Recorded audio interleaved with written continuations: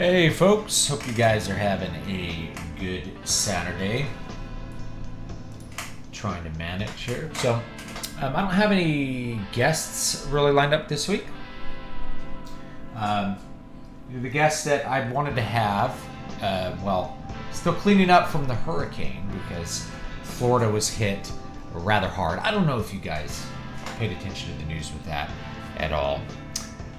But that is what happened. And so, anyway, that's fine.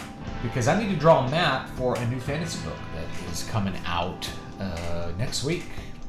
Wow, next week. It's already coming up. Okay, so let me go ahead and I'll link that in the chat in case you guys want to pre-order it. If you're looking to pre-order the ebook. So the ebook is available for pre-order. A lot of people like ebooks because they're very convenient. The paperback, Amazon doesn't really do paperback pre-orders. At least last time I checked, I'm gonna feel a pang of regret if I'm like uploading my paperback documents like tomorrow, and it's like, do you want to open this for pre-order? I'm like, what? You could pre-order the paperback, but yeah, you can't really do physical pre-orders using Amazon's print on demand. And the reason that I use Amazon's print on demand, for those of you who are in the business or looking to get into the business, is that it is way less effort to deal with Amazon's print on demand service than pretty much any other service. And that is going to be true for like long-term stuff. And the only time that I would really consider using a different service is if, let's say, I was doing a crowdfund and I had a huge volume of orders that I needed to send out to a lot of people. Then yeah, I would use Lulu or I don't know, one of the others, Ingram Spark. I've had some friends in the business that have not had such a good time with Ingram Spark or have had a bad time with Lulu or some of these other companies. But that's who I'd look for if I had a large volume, and then I could send them out. One of the reasons that I don't do crowdfunds is I do not have an interest in doing, like, crowdfunds can build a lot of interest. You can get a lot of people to order at once. You can see like a lump sum of money. All of those things are really good. The reason I don't usually do crowdfunds for novels is that I'm basically offering the same product I would offer to just buy from Amazon. The profit margin is not usually better unless I would be able to gather a large number of pre-orders that way.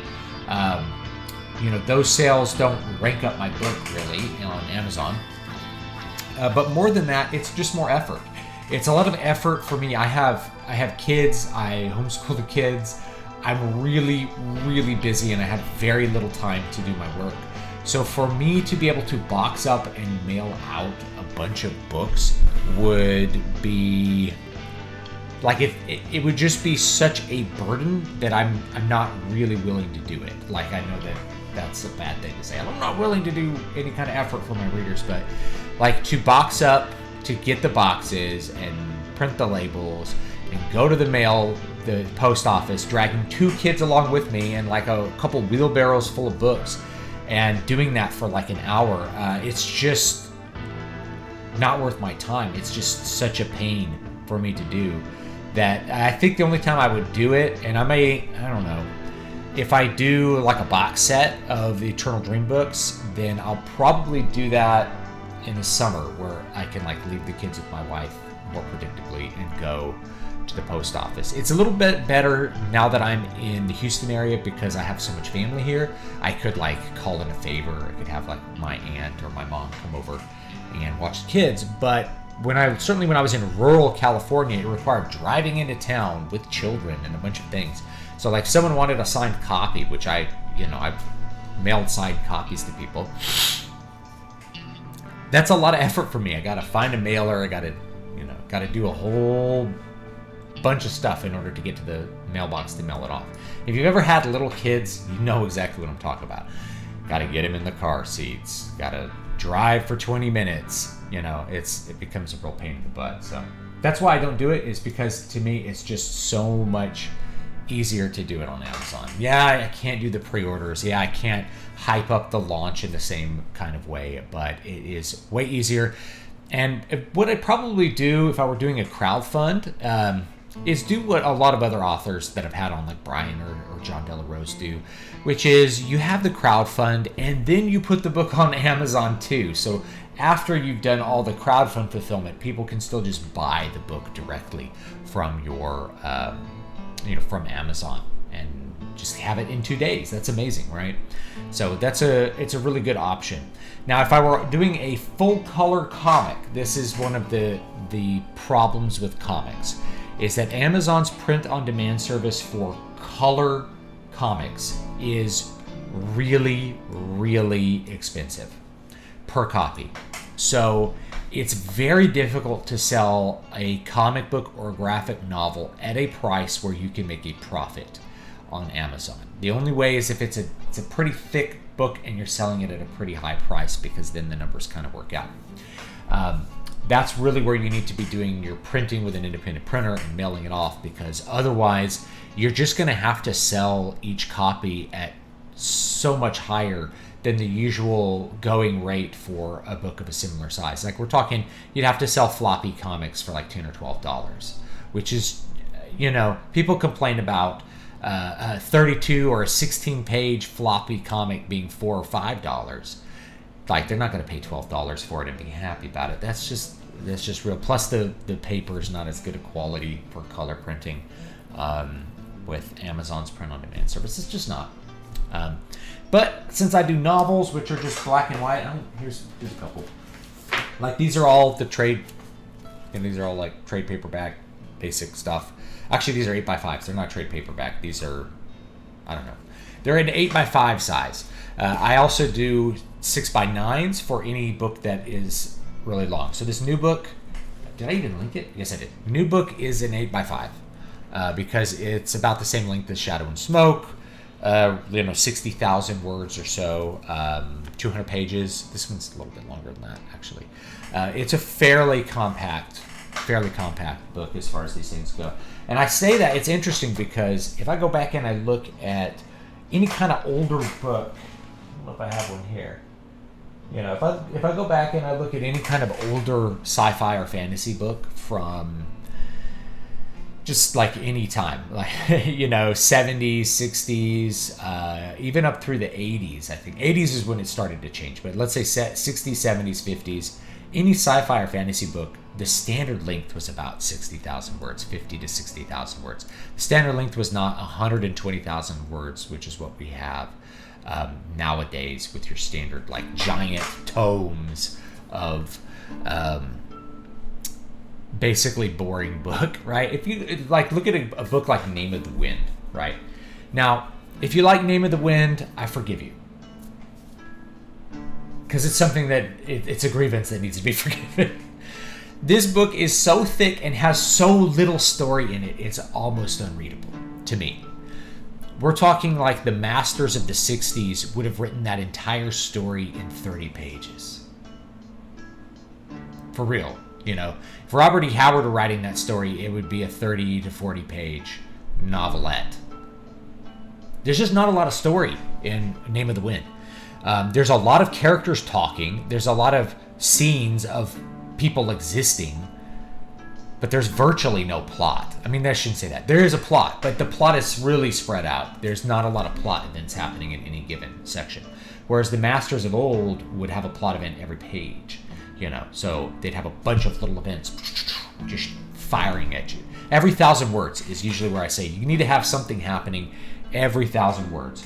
Put that in perspective, in an 8x5 book, that's going to be every 2 to 3 pages, an event needs to be happening.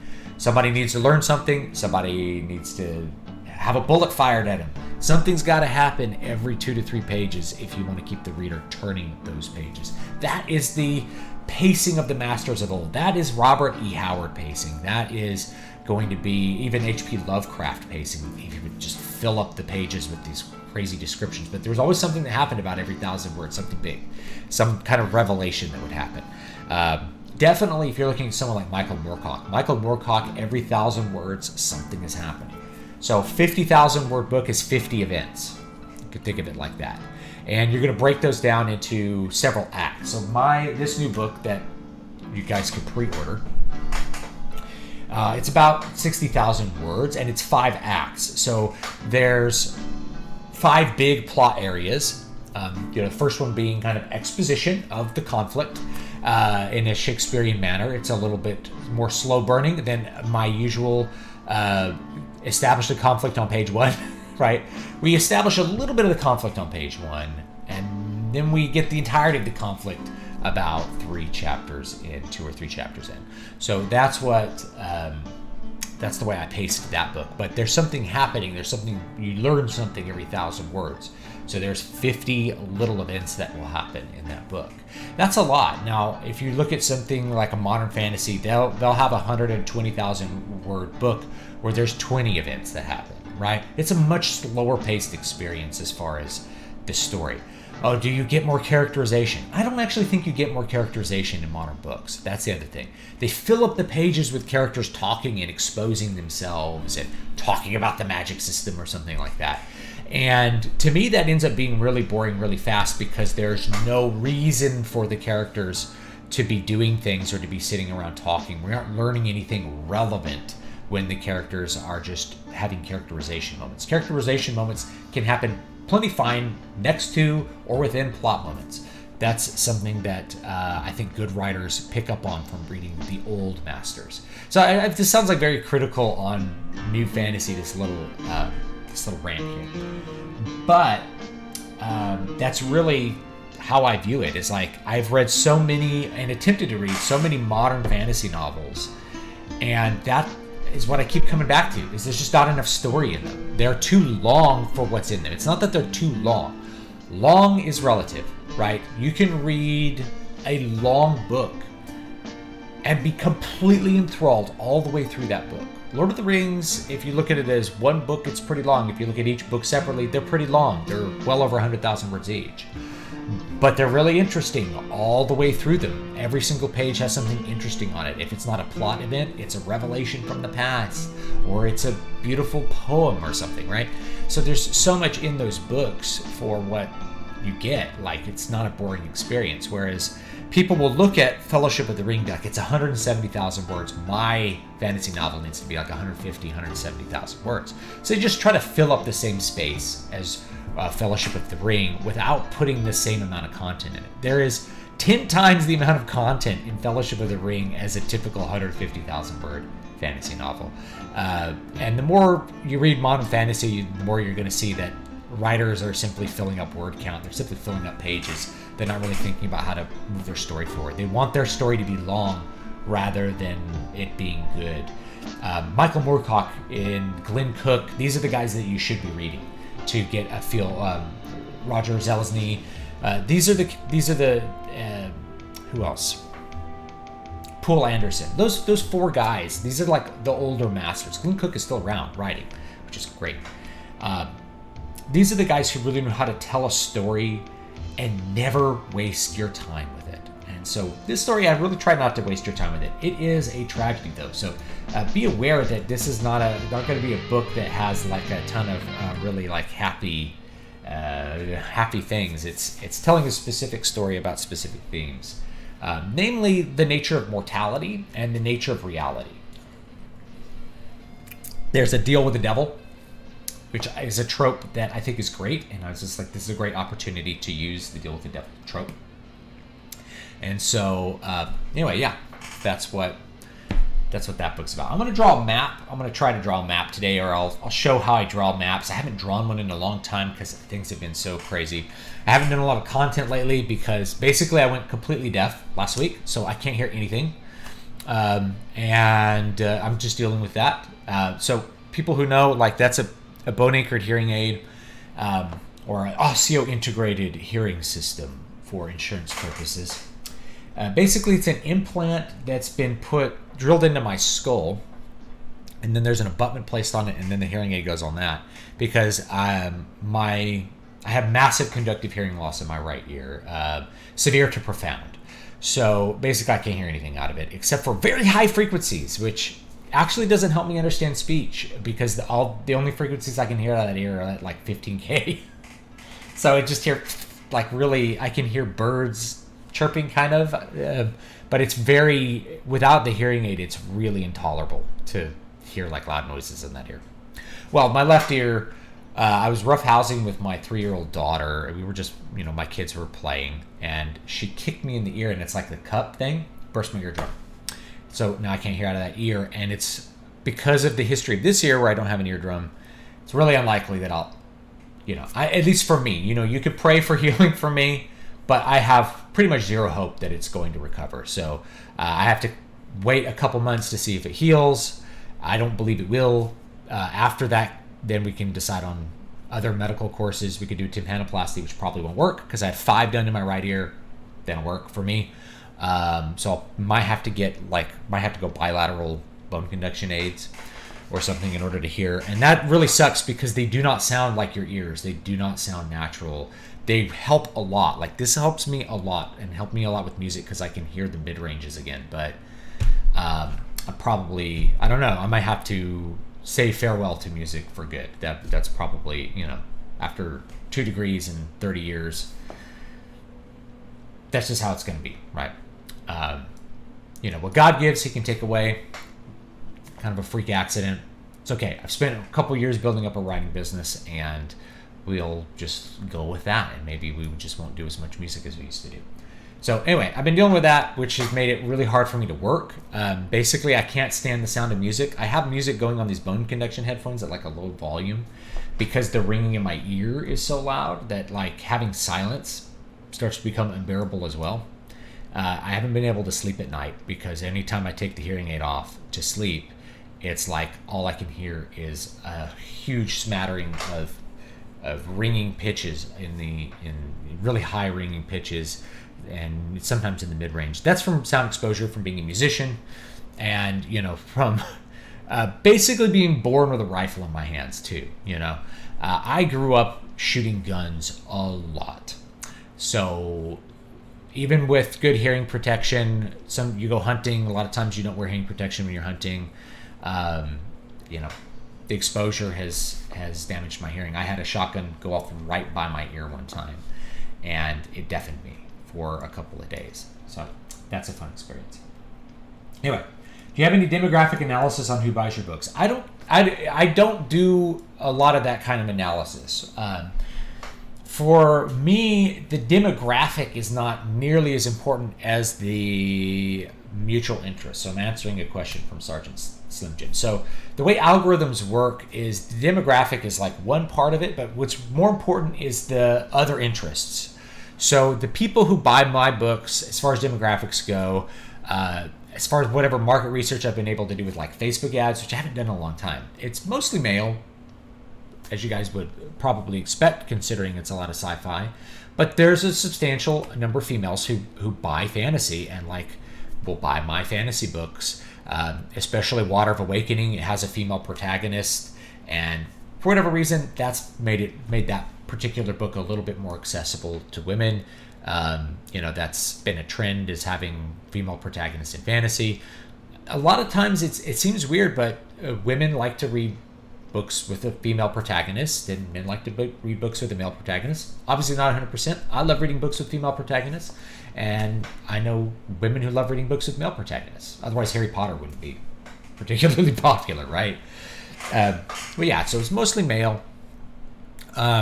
Mostly guys that are over, they're in 30s to 60s, so older people, because it's just it's a different style. It's not like the newer style. And I don't have too much more than that. It tends to be a lot of people who also click on other fantasy books and other science fiction books, people who are interested in Dungeons and Dragons, as you might expect. So that's really what's more important for advertising, is that you're getting the also bots set up. So like they also bought this. So if you know that your customers are buying a lot of this, then it helps you direct your advertising with keywords so that, hey, maybe I want to, I could set up a book to sell to people who are looking for guns, right? So if you have a book where like it's a lot about guns, you can actually target your advertising to people who are into guns. And so they might see an ad for your book like on a Gunbroker or something, and then they'll be like, whoa, okay, that looks like a book I want to read. So you can target way outside of Amazon, but I don't do a whole lot of that.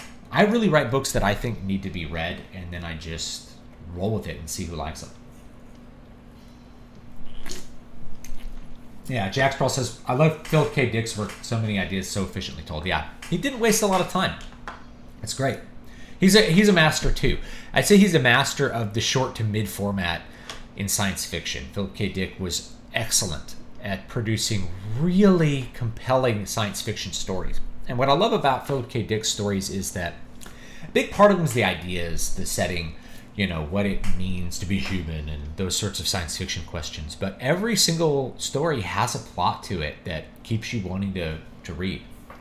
You know, 1984, as an example, is a compelling book, not just because of the world that it shows, the dystopia that it shows, but because it shows characters that we like doing things that matter to them.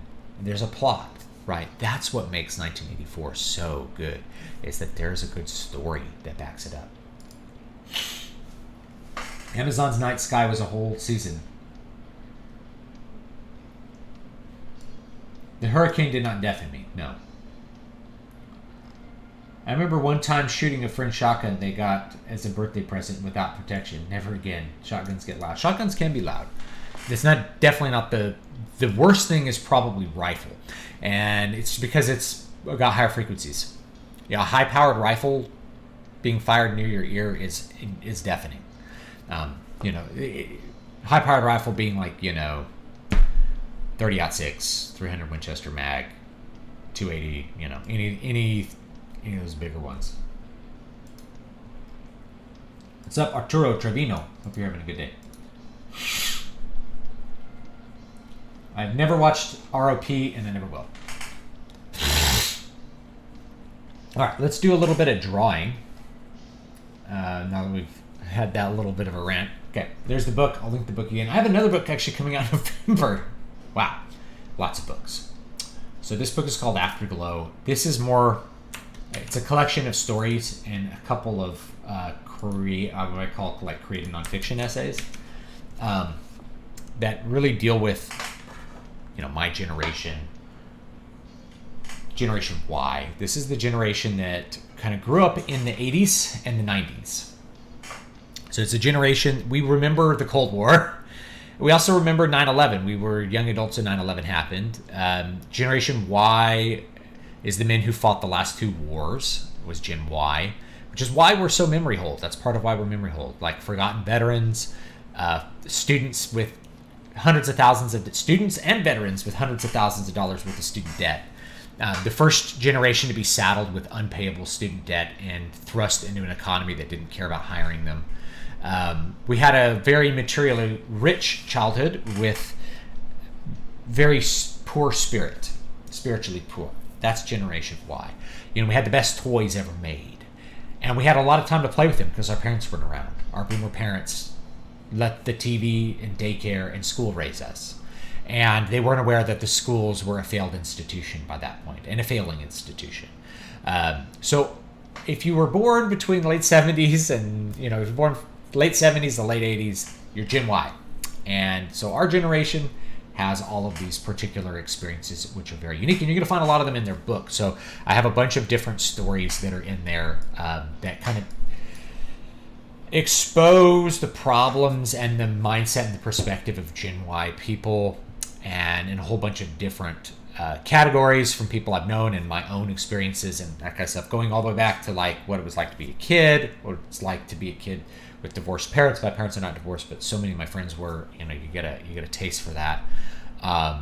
What it was like to be an adult and in debt and not being able to crawl out of the hole. Divorce, being lonely in your 30s, you know, dealing with PTSD, and veteran issues and things like that. All that stuff is in the book. So just check it out if that's something that interests you. Like I said, it's more literary fiction and not so much the kind of stuff that I usually do, which is I'm hesitant to call it pulp. It's more inspired by like pulp era through 70s science fiction and fantasy. So that one is not one of those. Last year, I talked to an author at a Renaissance fair who, though he hasn't read you, he's heard of you, so that was cool. That is cool. I occasionally get recognized while I'm out, which is a little weird.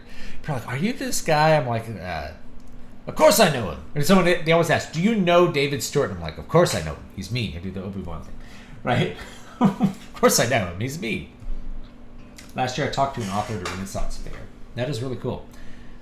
There's a huge Renaissance fair here in Houston. So if you're going to go to the Ren Fair in Houston this month and next month, I think, on the weekend, I think, let me know. I need to come up with a costume.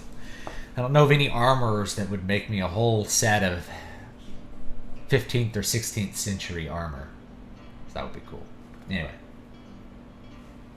So, George R.R. Martin books. George R.R. Martin is a good writer writing bad stories. That's what I feel like. And once you understand his shtick, then the books can become a lot more boring because you understand the technique that he's using to make people turn the page. It's a soap opera technique. Soap opera in novel form, but with like a medieval setting.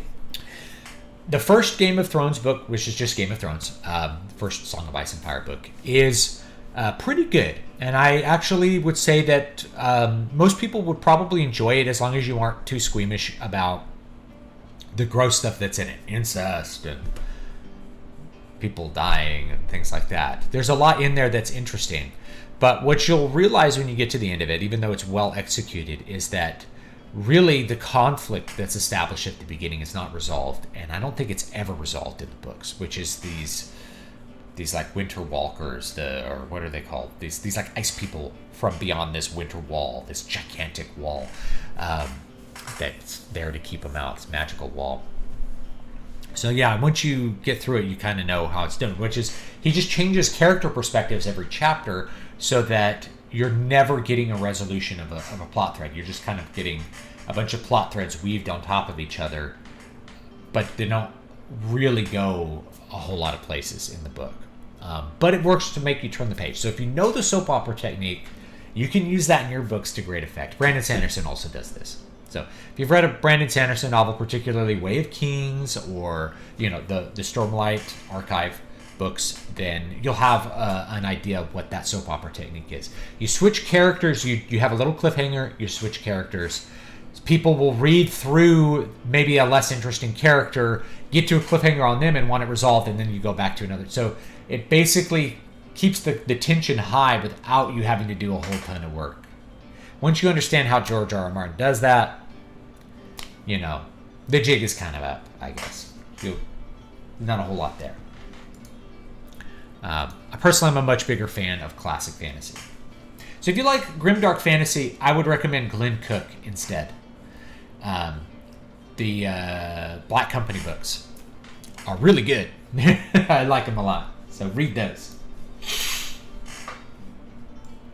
Yeah, one of the reasons that I didn't really read past the first book is that at the end of the first book, all the characters that are alive, you don't really care about. And the only, with the exception, I guess, of Jon Snow, who's a likable character, even, I guess, through the end of the book.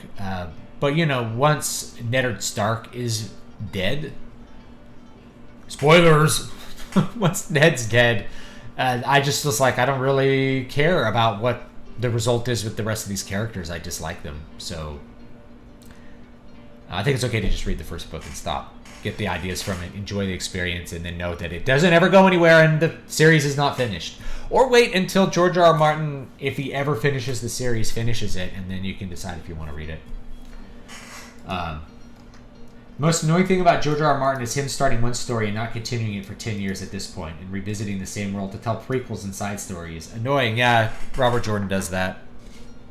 I do it too, I'm going to be honest. Right, so there's more stories to tell in this series. Shadow and Smoke is book 3 and it ties off the beginning of the story, but there's more story after this, you could tell. Right? Same thing with, the Eternal Dream books. They're going somewhere, but I like each book to be very self-contained so that you don't feel like, I need to put out another book to continue the story. It's like, no, there's a plot resolution at the end. You've gotten a complete story at the end of my books. That's really important to me. So, Jaime Lannister was honest about being horrible. The only straightforward character to make it out of book 2.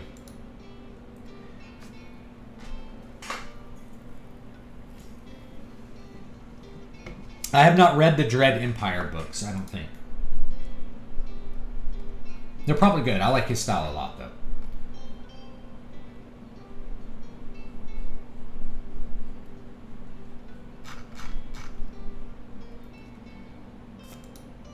I think George R. R. Martin got bored with it and realized there's no satisfactory ending. Yeah, when you realize that you can't end it, you're not excited about ending it, then it's hard to get excited about writing it.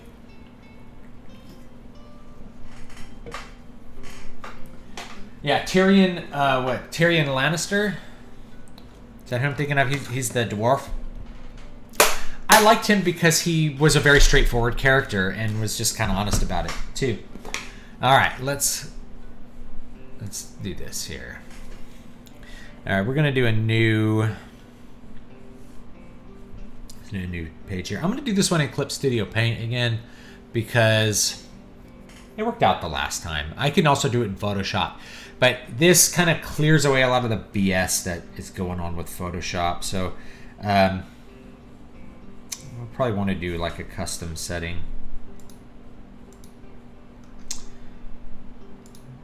We'll probably want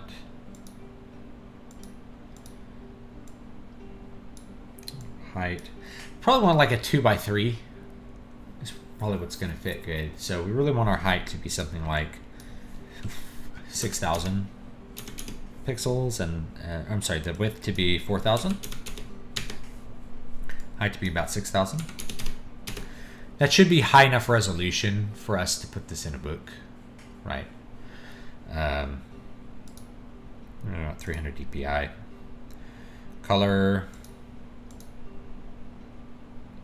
Base expression color. Well, we do want color, even though it's going to be printed in black and white. I like to use color for some things, as I will maybe show you. All right. Paper color white. Yes, this is what we want. Let's map. Map 1. See, I haven't worked on this computer yet very much, so this is all, like, it doesn't have any of my brush presets or anything. This is Clip Studio Paint. Yeah, this is Clip Studio Paint. So what I like to do is, you know, for our, I guess for our main layer here, let's pull this up. I like to see my layers a little better. Let's do blue. Test that. There we go.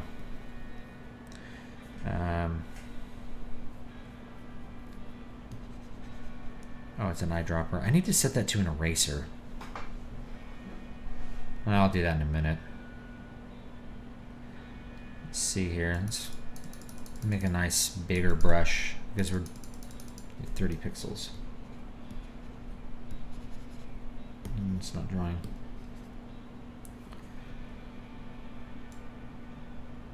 $150 pixels.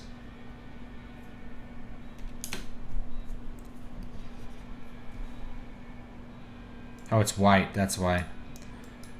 There we go.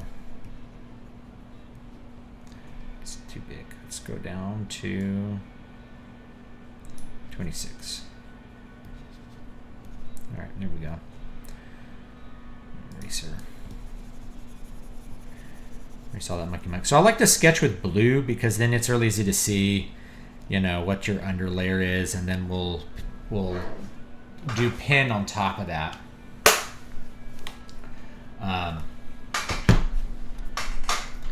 So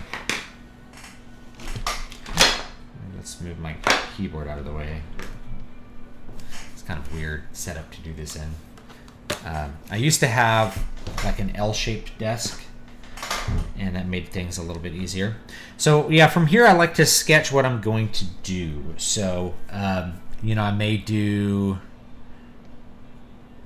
I'm not sure how far zoomed out I want to be. Usually I have the maps fairly centered on the location where action takes place. This one's going to be really zoomed out. So there's basically a big peninsula here at the bottom. You know, it's going to be a desert over here. Oh, I've got it on eraser still. Pencil. basically there's a big desert over here. There's going to be mountains up here.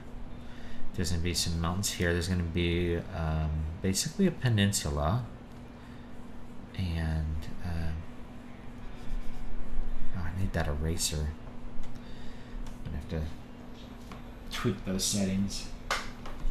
Actually, let me do that real quick.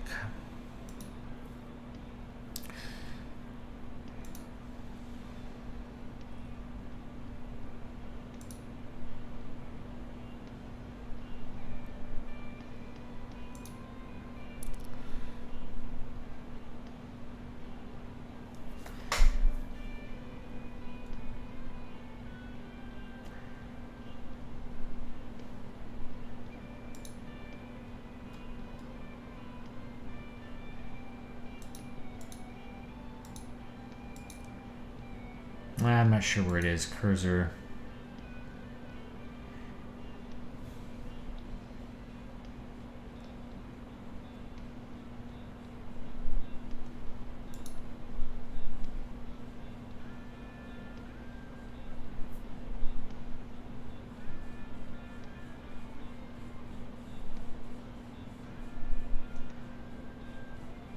Yeah, I don't know.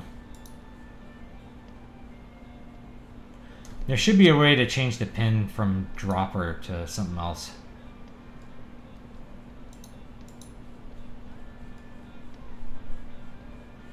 I'm not seeing it though.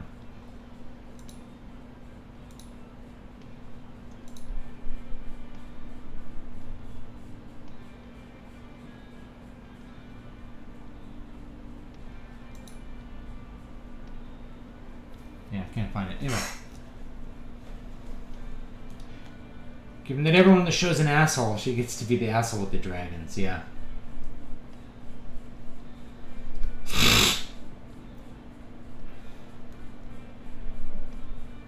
You play much for modern games? I do. I do. I'm playing Cyberpunk right now. It's not my favorite game. It's kind of the same thing with Fallout, is that I don't like the world that it's in. Which means I'm not interested in a cyberpunk dystopia. It's not itself interesting to me at all. It's just dystopian. So I don't enjoy exploring it or anything like that. I know people are like interested in Night City. I'm not. I find it disgusting and I hate it. But I just kind of play through it because the gameplay is actually pretty fun, right? Like the actual physics of killing people is actually pretty fun in Cyberpunk. But the story is kind of a slog. And the world I despise. Let's put it that way. And I really don't like the music. I really intensely dislike the music. That's kind of where I am with this. Okay, I'm not going to bother trying to find the setting right now. I'll just click. So, yeah, I might do... We'll just kind of... Go over here. It's kind of... We really want like a peninsula that is more like this with some islands, right? And... I like this song. You guys hear it? Should I turn it up a little bit? This is from my album Memories Adrift, if anyone wants to buy it. It's on Bandcamp. You used to be able to buy it from Amazon, but...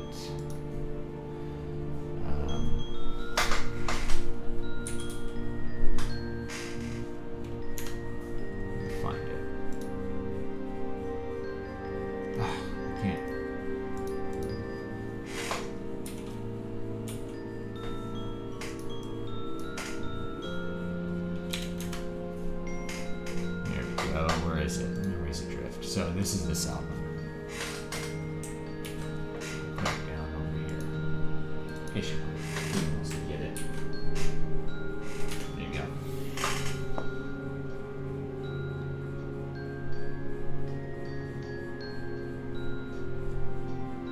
Alright. Let's see. What do I want to draw here? Yeah, like this peninsula. I'm gonna put a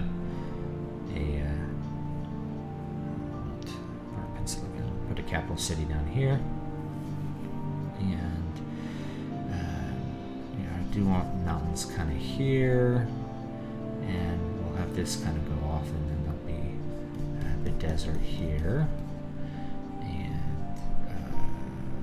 then we'll have, there's mountains here. And there's a city here with the river. And the river's here. Let me look up my other map. Make sure I'm kind of getting it where it was in Needle Ash. So, some of the locations in this are in the New Book, but it takes place like way beforehand. Alright. Let me make sure I'm doing this correctly. So yeah, we're going to have an inlet here, and the river's actually going to go up over here, and out and up, and bring those mountains down a bit. We have mountains, yeah, river here, mountains here. There's also shoot.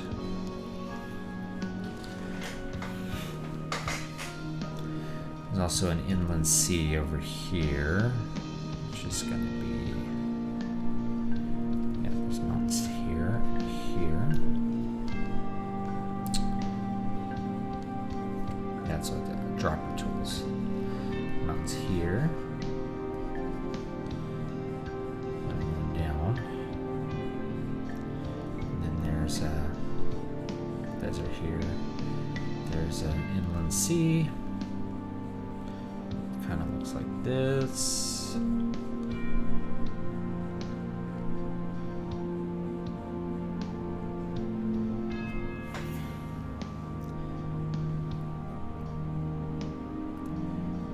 Actually have it needs to go further down here. I need to probably scale this all down. So one of the things I like to do is do a new layer. Let's hide that one. That's our first sketch. So we're going to need we'll have the peninsula come all the way down here like this.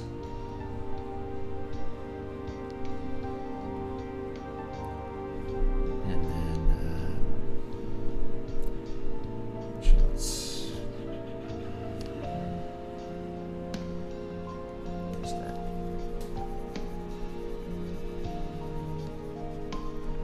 slice up the eraser here. There we go. Yeah, I'm looking at this book. Which you can get.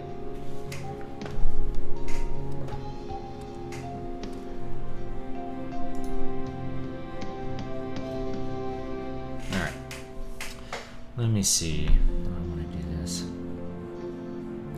Yeah, I really need to scale this back quite a bit to get everything to fit. So yeah, it needs to be, I'm gonna have the title down here. So this will be the map title. So that space is gonna be blank. We'll have our desert needs to be up over here. And then we have our peninsula that goes down like this.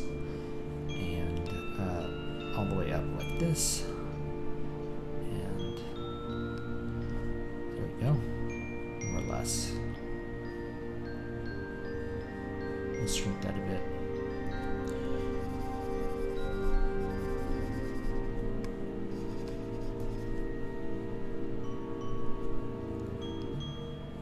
Yeah, kind of go like this. Kind of like a Red Sea kind of area.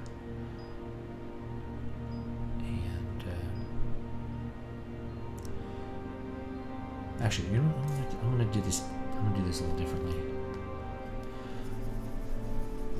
This is a lot of how I kind of operate. Is like I draw and redraw and redraw and redraw. I'm gonna put the peninsula on a different area because this actually makes more sense with what I'm doing. So there's gonna be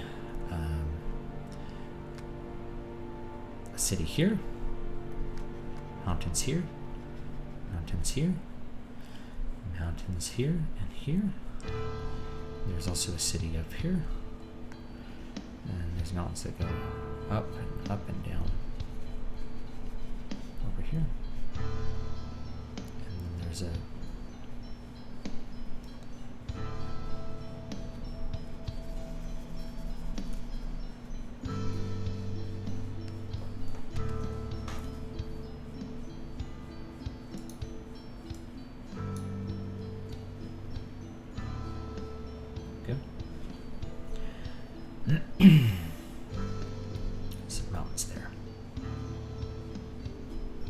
mountains.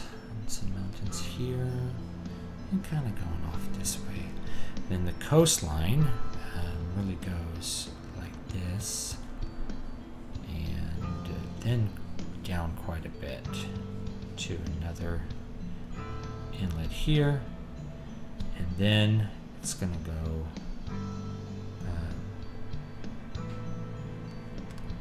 around.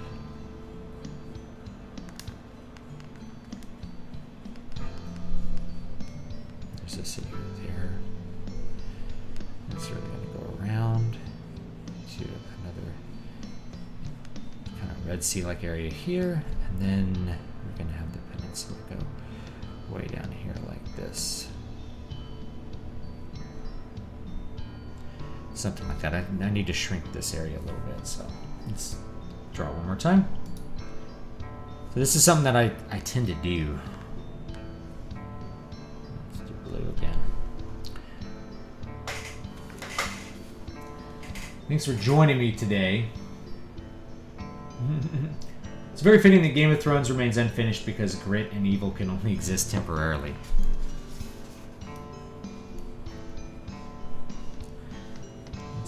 There we go. Draw it like this. There's another one there. And then it's going to go around like this to this bay. To this bay here. This Red Sea-like area. Then we're going to have this. It's going to go down to a peninsula down here. And then back up like this.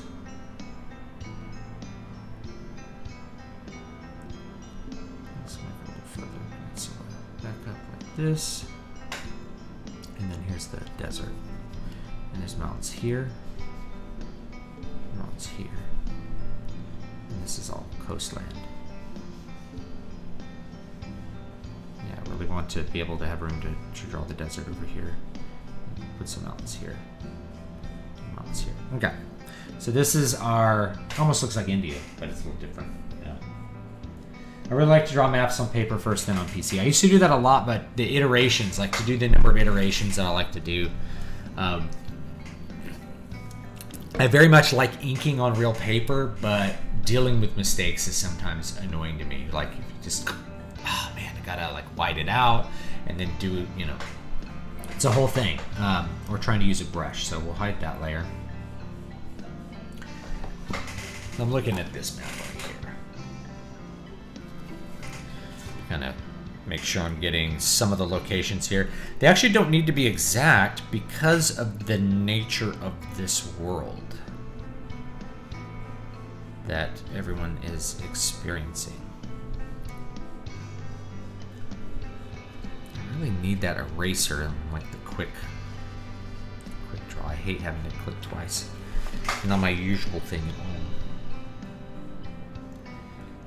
And it's going to go up here. Here, there'll be mountains right here, mountains right here, mountains here, going down, and then you know, that'll be a little wider. Make that a little wider here, and let's make sure this has kind of the coastline that I want here. And this has a river here, and there's some mountains. Up like this. I could just like get the other map and like put it on here and trace over it. That actually might be a good idea, but yeah,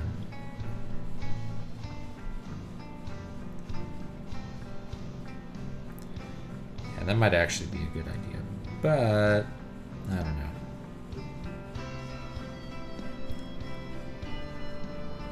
Come close there. There, mountains there, the desert, and yeah, there we go. So this is like a rough sketch of what we're going to do, and then the title will be right here, and I've really have this one come pretty far down, and like our capitals down here.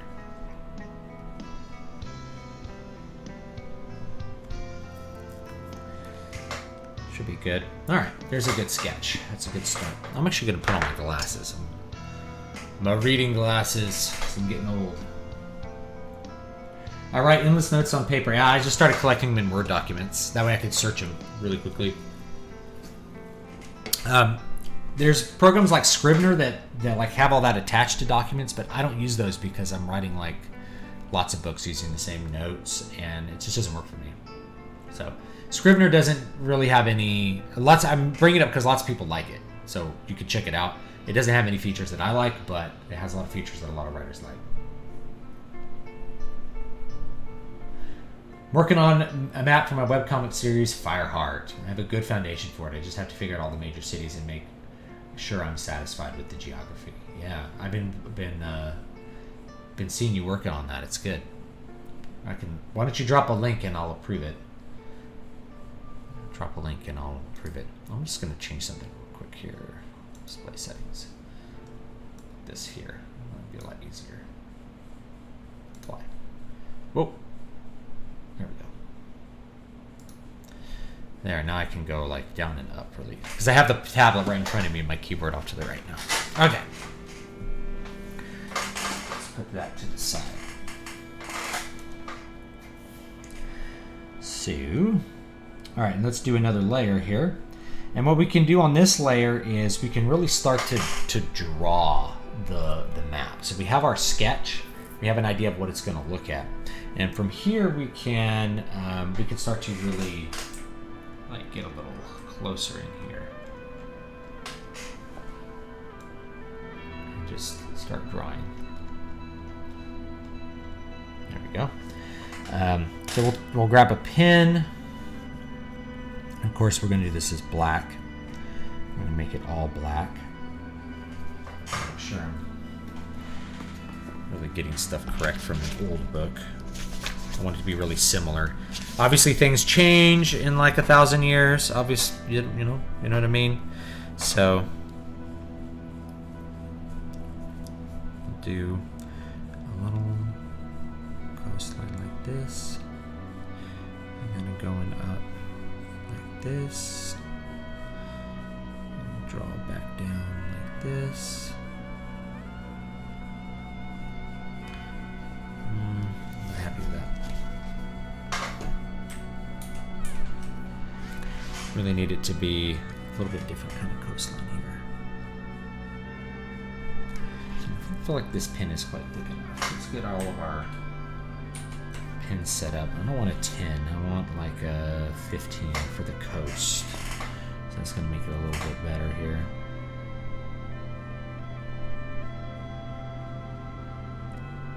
To be kind of thick so that you can really get the sense of the coastline is supposed to look like. So like where the coastline begins is important. Yeah, I gotta erase some of this. See, this is what's great about working with a on a computer is like you can, oops, you don't want pencil. You can just erase and redraw stuff if you want. I think I'm using G pen. We don't want calligraphy. And this is the kind of textured pen. We don't want that. Mapping pen. What does mapping pen look like? I think I like that one better, but I think for the coastline, I'm going to use this, the G pen. This is a regular kind of pen.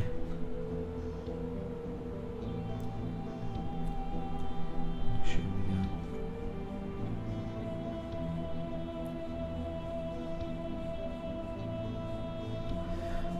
Make sure I get this coastline right. What do you think of August Derleth's reimagining of Lovecraft's mythos? I don't pay attention to any reimagining of Lovecraft except for like David J. West's takes on it.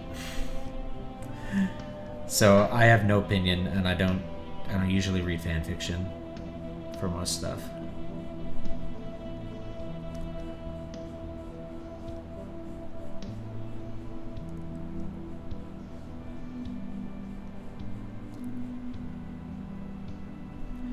There we go.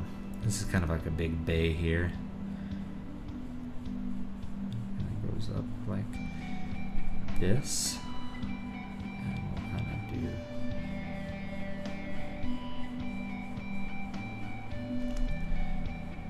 along.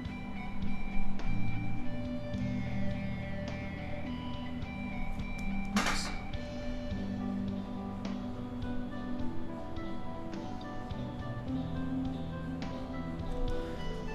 This. Move this frame around here a little bit. I just do want to have like a couple estuaries in there because it's very realistic. When you look at, say, like an actual coastline, especially a peninsula like this, it's gonna end up looking like Florida, you know, with like lots of little estuaries and, you know, like put a little estuary here like that. And maybe it comes out a little further here.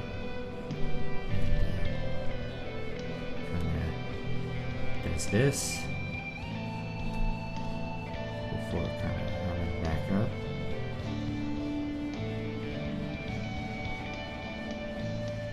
Then we'll start to draw things like channel islands as we kind of go up here.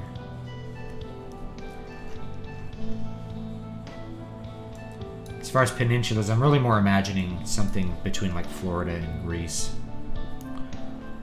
as far as how this will look.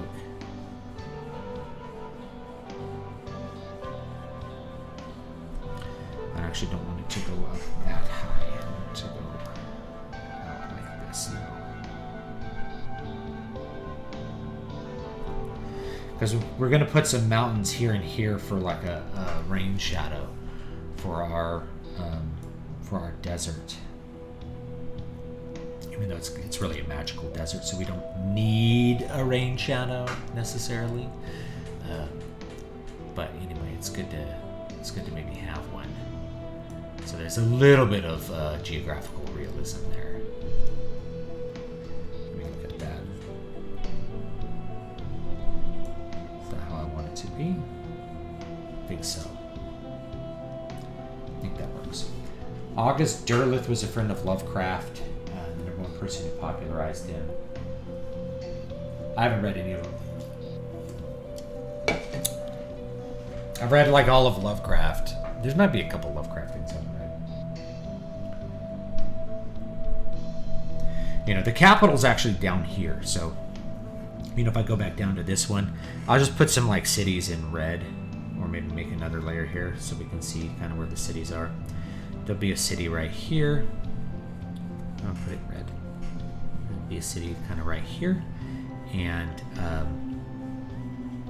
it's kind of, there's like some mountains like kind of right here that create this little defensible point here for this.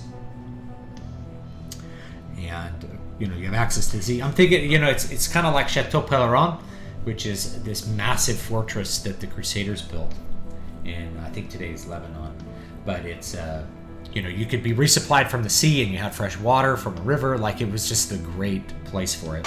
So that's where the city's going to be. There's another city that's up here, and then there's another fort that's up here in these mountains. Right.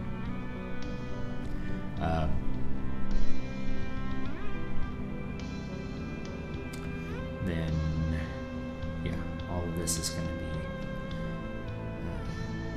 go over to this one, and move these this way. And these are kind of connect, so you have to kind of go all the way through the desert if you want to go around, which is going to be part of the story as far as the final act. There's like a battle, a war in the final act. Blizzard's replacement of male and female characters with body type 1 and 2. They did this? is legitimately deterring me from getting into Wrath Classic. I can no longer support those idiots, even though I'd love to. I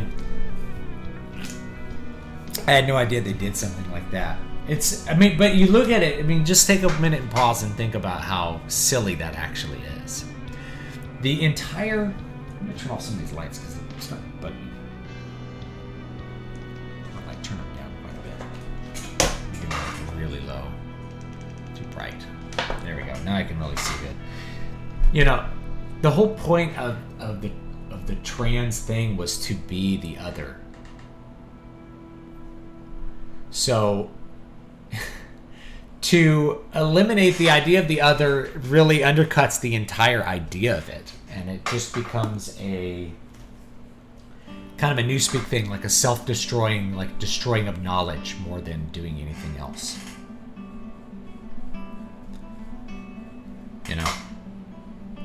It starts to get pretty bad.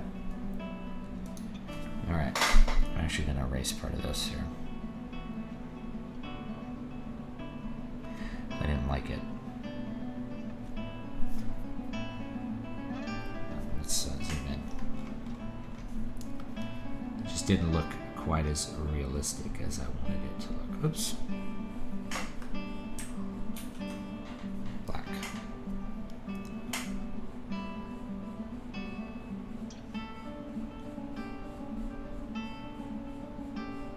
There we go. That eraser. Coastlines are never very straight. They're really, full of little things like that. All right. Okay. So now that we have our coastline done here, let's start drawing in some of our other features, and then I'll show you what I do with like the coasts and stuff to draw the coasts in black and white and to do mountains and things like that. So now that we have our coastline and it looks pretty good here, I'm wondering if that's going to be thick enough for the page. I actually may need to go over it again with an even thicker pen because I'm using higher pixel count. Probably need to do 20. How big is 20? Yeah, that's more like it. That's really what we need. All right, so we'll do another layer, and we'll just trace over it again, but with an even thicker pen. There we go.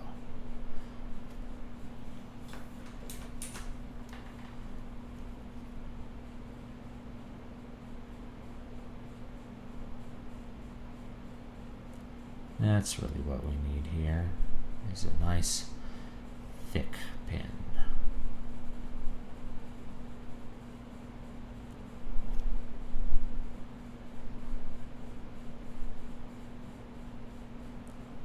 Because we're really zoomed out. Like, we're more zoomed out on this map than I've done on most of my other maps. I may do like a really super, like, hyper detailed mega sized map sometime of like the fourth Dominion or like the fourth Empire in this little fantasy setting that I work in, and that'll be fun. I could do like a 8-foot wide print of it. That would be, I think, pretty fun. Yeah, this is more like what we want right here.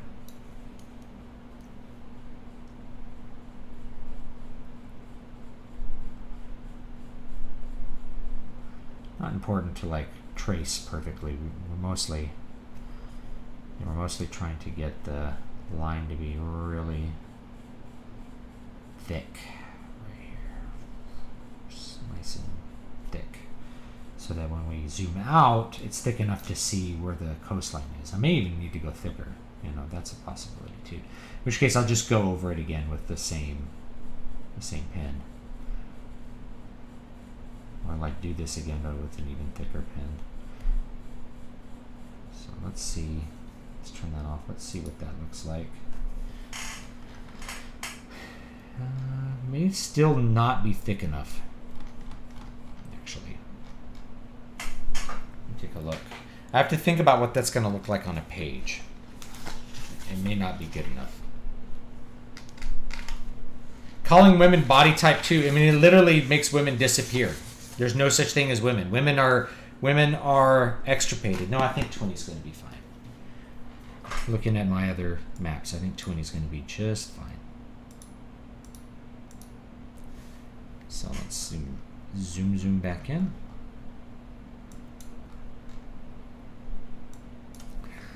So maybe you guys can see like that I tend to do a lot of iterations as I work. And doing the digital just allows me to do that like more efficiently than I normally would do it on a paper, where you have to be very cautious. But on paper, like, I wouldn't be having to like redo the thick lines. I could just trace over them carefully, and then they'd be good to go. There we go. So then we'll hide the underlayer there, and anywhere that there's like a spot where it's maybe not thick enough, we just kind of go in and fix that. Now we have an idea, like 20 is going to be our coastline, like that's our big pin, I guess, and then we'll do other thinner pins.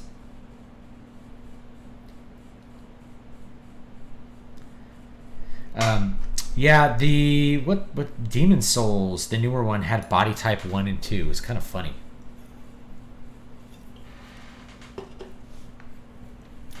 I think a lot of times the people who think of this are trying to be PC, and then the end result is like just absurd. It's an absurd end result, because you end up basically saying, you know, there's no such thing as women. So I'm going to leave the coastline as a separate thing, and then I'm going to do all the rivers and all the mountains as separate. I do them all as separate layers, so it's really easy to edit them. This is another like advantage of doing things this way. So I'm going to change this to about like a 17 to do this river, which kind of goes up, and this kind of goes out and over like that, and then it cuts over and then goes up like that. And then our capital is actually right there in the middle of the river. What are the capitals? And let me get an eraser here. Erase this a bit. And kind of go, one that goes up here like that. And actually, we'll do an even smaller one for this.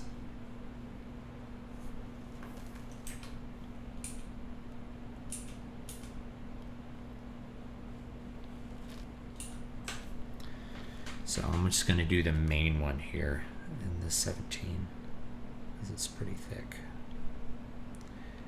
And it goes like this, and up, and over, and kind of up like that. Then we're going to drop it down to like 12. And then we'll do the splits in 12. And up and over. Up and over and out that way. And so it kind of goes up like that. I may switch to a mapping pin. Let's do the mapping pin, because I feel like this one's going to be good for this stuff. Yeah, this is good. This one's really good for mountains. I have a lake right here, like that.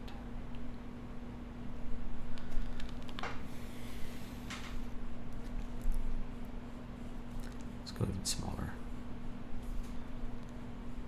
10.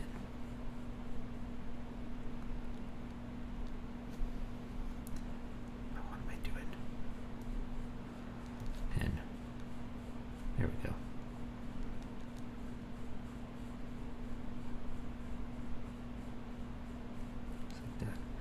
And it's hard to get like all the pressure levels really exact to how you want them. Just tend to use a lot of different sized brushes, that's all.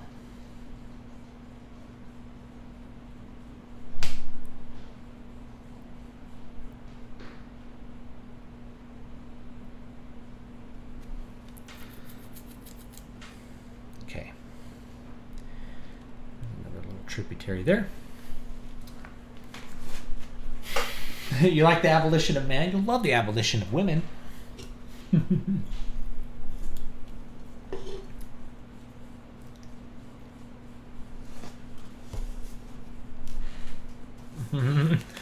Yeah. WoW removed dirty jokes because women play WoW too. Well, they may play WoW, but they're not in WoW. There's no women in WoW. There's just body types. How silly.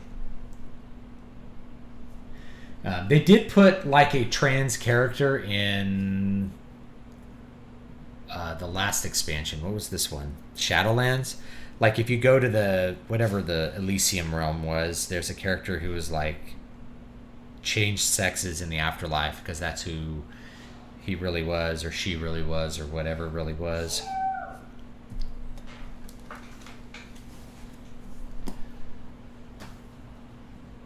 You know, definitely like a piece of ideology there that it just starts to get silly after a while.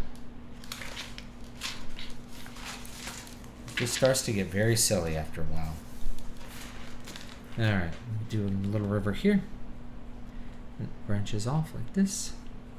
And then one river goes up like that. And one goes up and over like this.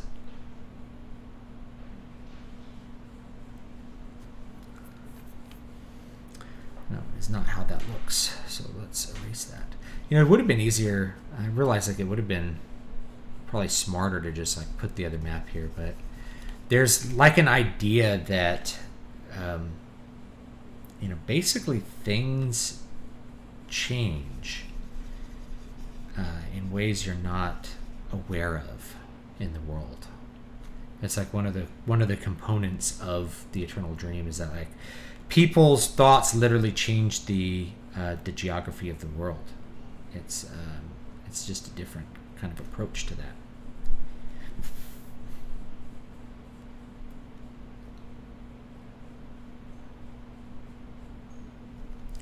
And there should be some mountains in the middle there, which we'll get to.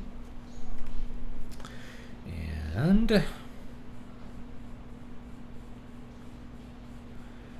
me see the river. So there's another river that comes from down here. Another small river that kind of goes up and over and down and this way. And there's a little lake here. It's not that close to the coast.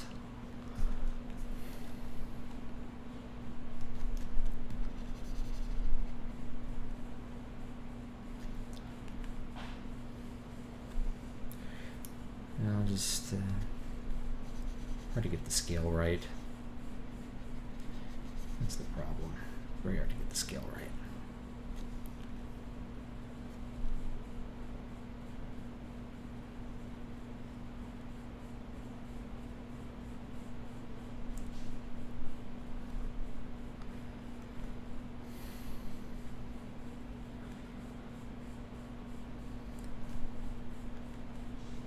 Happened here.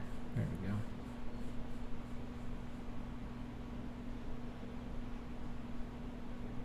Okay. We got that one. There's another river down here from old maps that really I need to go down to this one and erase some stuff because this is a little bit too big. Let's get back here to R20, I think.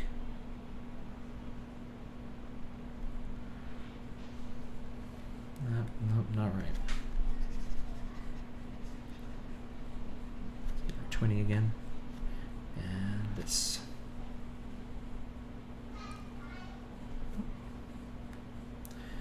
Let's erase that. Pencil marks. What am I doing? Pen. Do the G pen.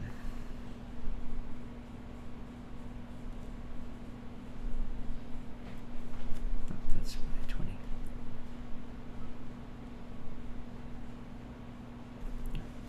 That's close enough.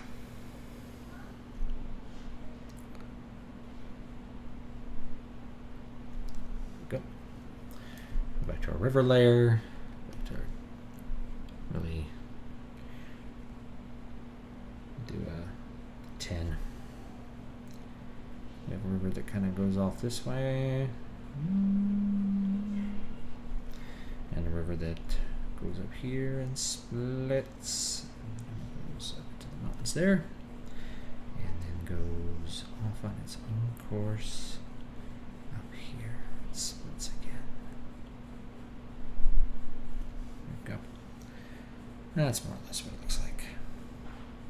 And this one also has one that kind of goes up like that. Alright, so now we're getting our river stuff. If Amazon gets to remake Lord of the Rings trilogy, they'll probably have Eowyn be biologically male, and I am no man, only a statement of gender identity. Now that would be funny. That would certainly be a funny thing. Very funny. Have some rivers here. Oh yeah, there's another river up here. Just this one that goes up like that, and then up and over like that. Okay. Now over here we'll probably have, we'll put like a nice kind of winding river. It goes up into some mountains, and we'll put another significant one here. Oops.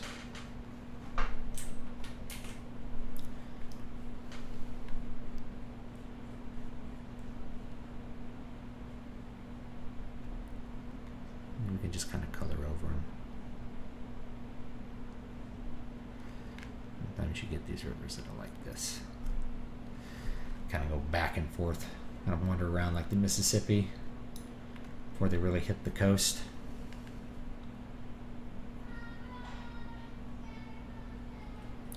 And I think I'm going to draw like a little delta here.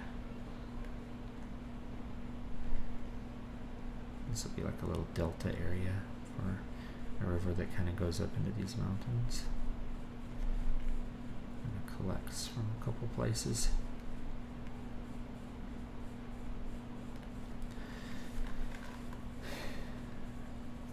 Have it be kind of long, wandering here. All right, there we go. Now we're getting into the new areas.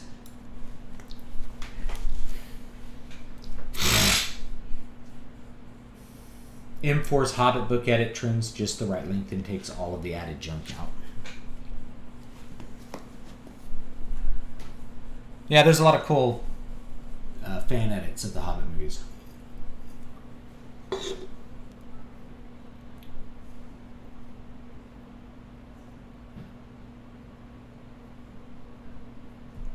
Enlightened. Yeah, we'll take out Eowyn. The whole point of Eowyn has an interesting arc because she's kind of in rebellion as her place. She wants to be by her uncle, doing great things and fighting wars. And they make a point like, well, who is going to lead the people if we all die? You do. You have to do it, right? So, even though it's a less valorous, it's not a less important position than to be in the domestic area. Then, of course, she meets Faramir, and you get that whole thing where basically her, her feminine side comes out with Faramir. And she has to be nurtured and be nurturing to him. So while she is capable of doing the warrior thing and wants to do that, her real power ends up being the more female domestic power, and that ends up being something that she, is part of what makes her attractive to Faramir. All right, I'm going to get a little bigger pin here. Let's do 12. There's the city here. And we have these tributaries which run down from the mountains. And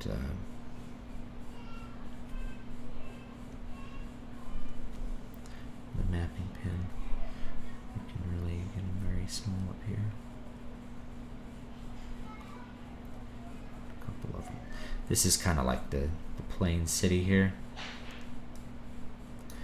And of course, there'll be a river that feeds this estuary.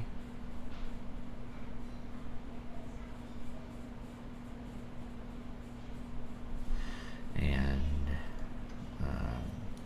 I'm imagining kind of a line of mountains right here. So lots of little rivers come down here. There's of course a river that feeds the capital. That is right here. Kind of goes up through these mountains like that. And like that. So we have plenty of fresh water. This is mostly like a pretty flat, plain-like peninsula. And there'll be a couple of hills right here. And not much of a river right there, but there'll be a little river right there. I put some like swamps in part of it too. Now we do have this desert up here, so there's always like, oops. There's always a question of like, how do you do a desert? How do you show a desert? And it's not always easy. There's a couple ways to do it. And there'll be a river right here.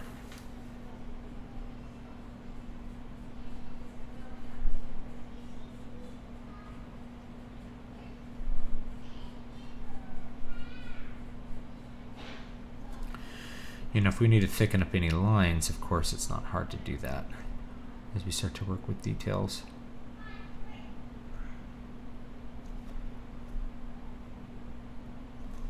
You know.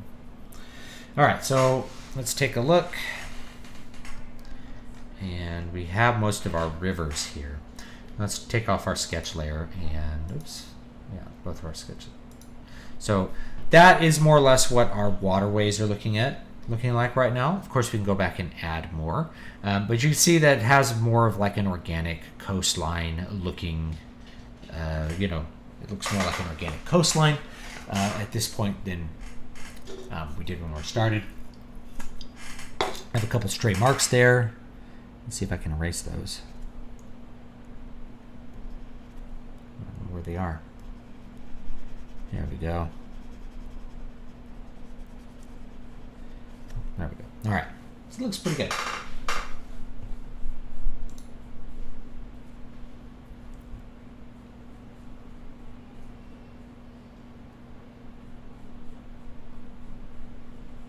Deltas are usually a good place for swamps or intensive irrigation, yeah. Let's turn our sketch layer back on.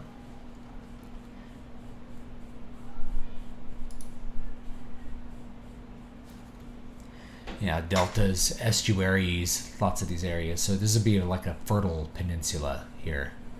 And anyway, let's draw some mountains. So we'll do another layer. And now we get to draw mountains. Now mountains are one of my favorite things to draw. But they do require a certain, I don't know, je ne sais quoi. So I'll show you how I draw mountains. They're not that hard to draw. But shading them requires a certain touch, and getting them to look really good requires a certain touch.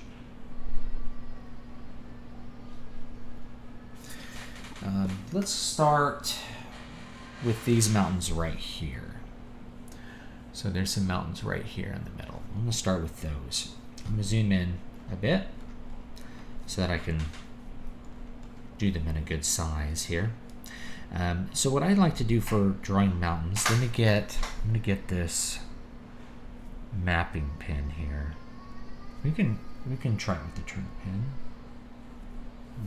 I like that one, but I think the mapping pen I like better because it really can go thin to thick. See? Let's try the turnip pen again.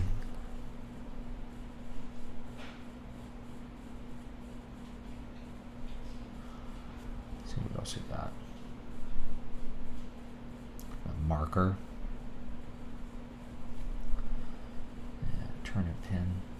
I like the turnip pin versus the mapping pin. I feel like the mapping pin, it does a really good job, but like the kind of carryover from medium to light pressure is like really too subtle, I think.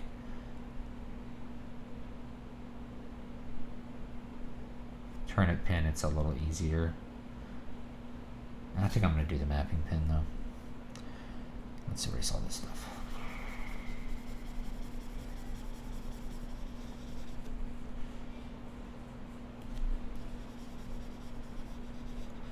Alright. Back up here. Okay, I'm going to do these mountains first. So when I do a mountain, I tend to just start light and kind of build up and build a mountain like this. And then another one. And then we could build another one like this. This is kind of how Tolkien would do it. He might do a tall one. He might do another one right here. And,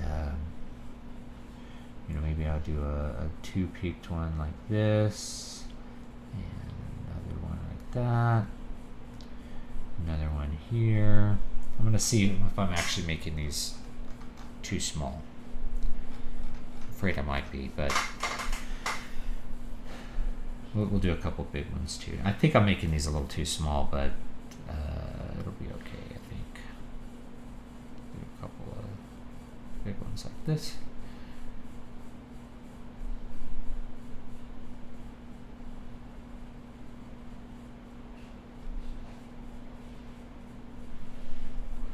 These are mountains. We'll do like a nice little peak here.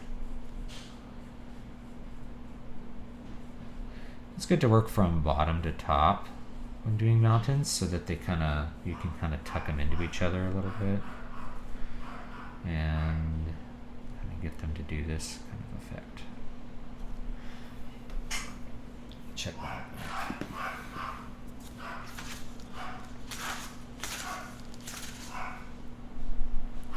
Yeah, these will go all the way up, so that's fine. We'll just keep working on those, making them go all the way up. Like that, and maybe a shallow one like that.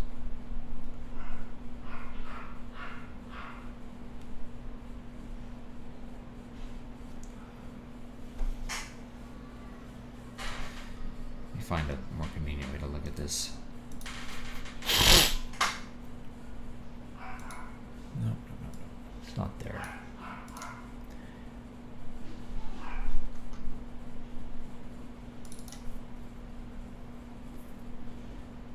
Where is it?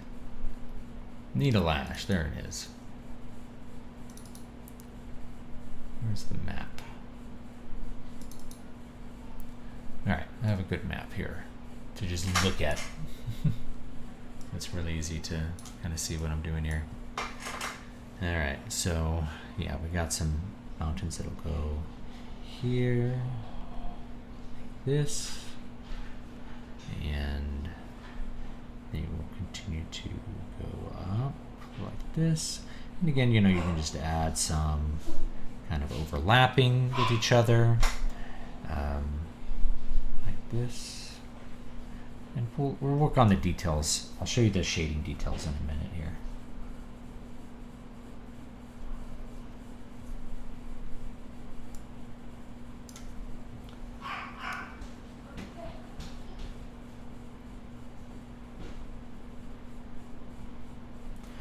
I'll do some that kind of go over like this, and we are going to have some small ones right here.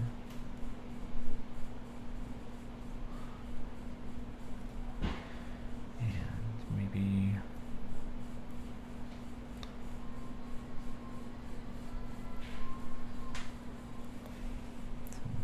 tall ones like this.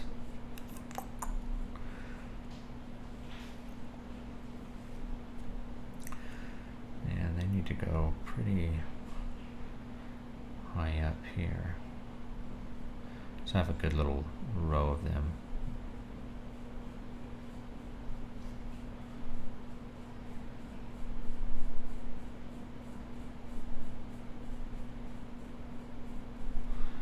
Like this.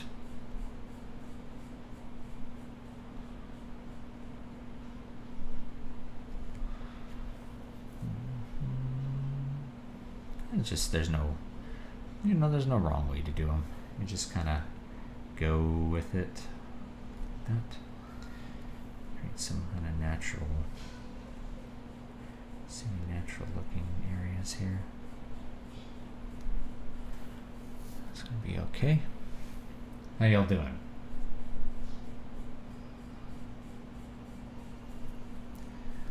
Hope you guys are doing okay. This map, if you're just joining me, this map is for a book that comes out next week. So I'm going to put it in the book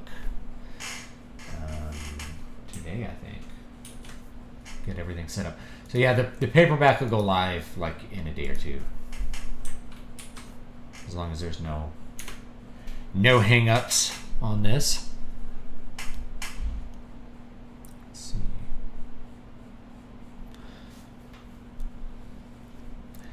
And we're gonna have a couple here that go up from here.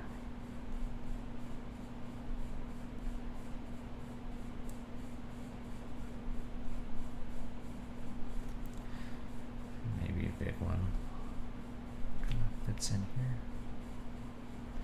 Like that. What's great about this is like, you can always go over it again if you want.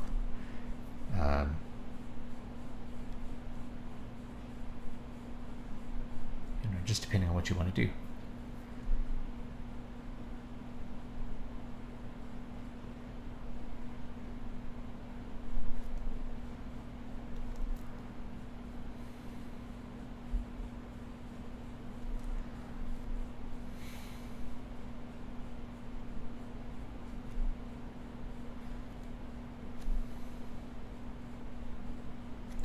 And there's a little bit of mountains that do this here. Some hills. I didn't like that one. Yeah, if you don't like it, you just erase it.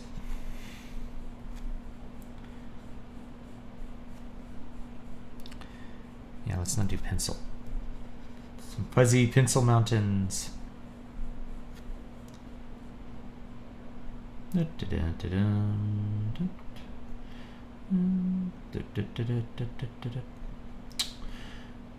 realized the music stopped. Let's let up some more music.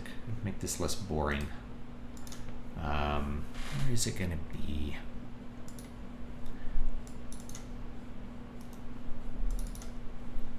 Audio. Music. Nope. Music production backup.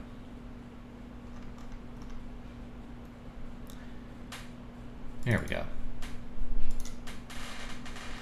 Let's load up some of these.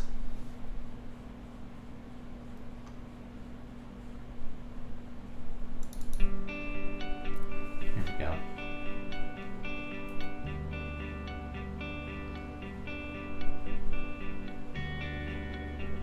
Is extensive geology knowledge necessary for believable maps, or is that only if it's relevant to the story? Honestly, I don't think it's that necessary, but I try to incorporate some of it. Like rivers flow down from mountains in high areas. This is kind of a basic thing, right? So, you wanna do basic things. Rivers flow into bays. There's estuaries that will house little birds and fish. People need to be near fresh water, right? So cities are built by rivers and bays and things like that. You almost never have a city without a river, some supply of fresh water, the Tiber or the Thames or something like that. It's very important to think about things like that, in my opinion. I realize there's another little bay here that I ignored. So I'm going to put it on the edge of the map here.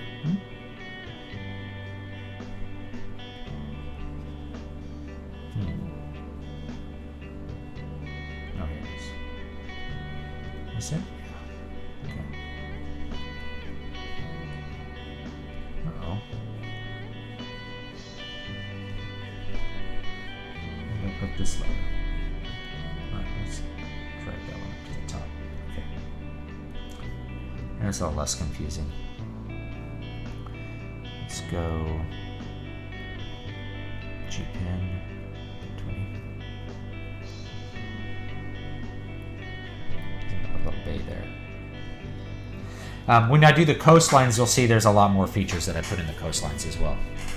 And I put them there because of lots of reasons, but basically it makes them look more realistic and more organic and all that kind of stuff.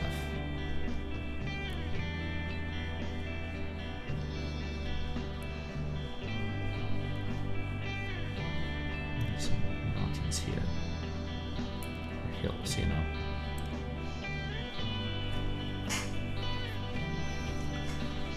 Did they use sailing ships in medieval rivers or oars? It depends. Most of the time you were using oars because you'd have to have the wind blowing the other direction of the river. The point is to go up the river. Or you could have teams of oxen pulling a barge through the river. That was something that was done as well. And that was one of the reasons that New York and Pennsylvania were so industrious, is that they have this river system where they could pull barges through the river and through the Great Lakes and things like that. You can get a lot of things around. In a slow-moving river like the Mississippi, you still need some powered way to get up the river. You need a steamboat or something.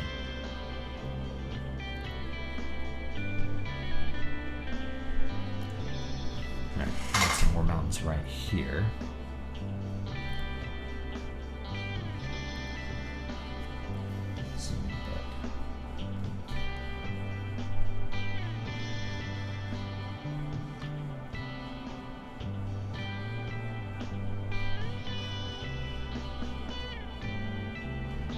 Bad.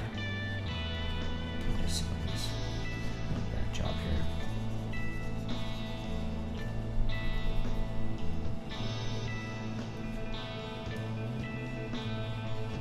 Start at the bottom. I'm going to remember to start at the bottom.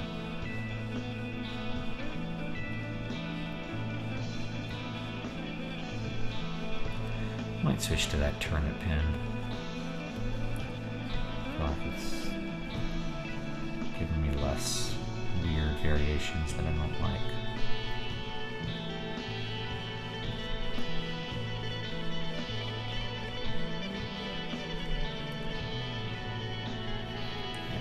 Okay.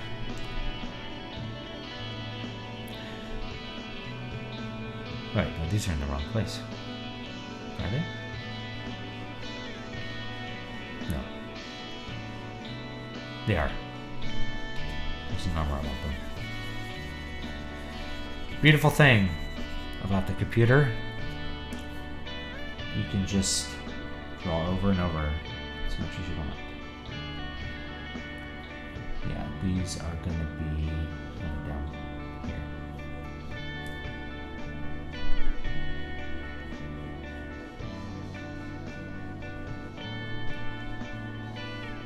There's little hills here. That's good. There's a lake here too, so I'm going to draw a little lake.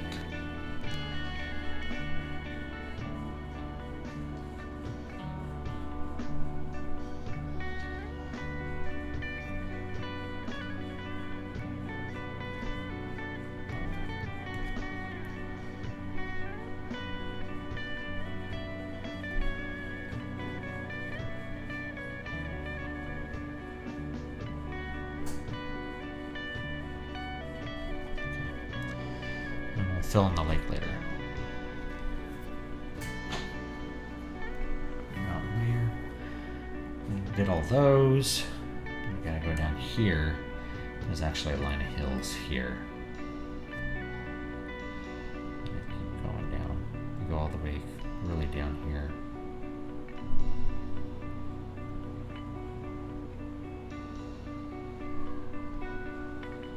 Some hills.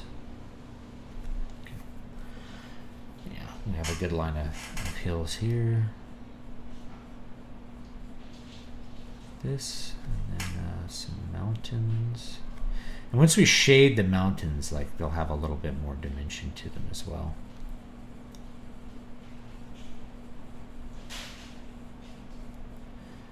We'll see.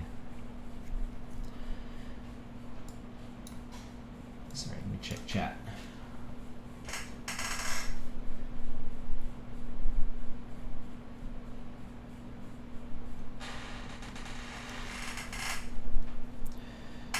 There's some mountains right here. And some that just go down this way. Let's draw a few. Oh.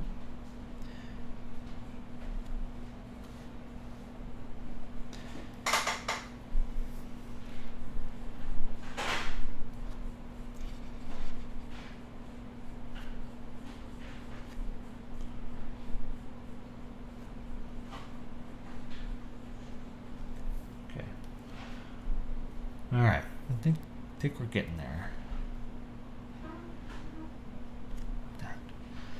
Okay, yeah. Do have some stuff here.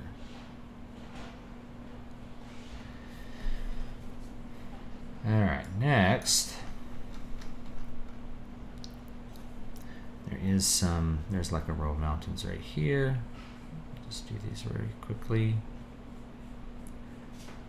just to provide some more topography. Again, you know, rivers flow from high areas down. That's pretty standard stuff.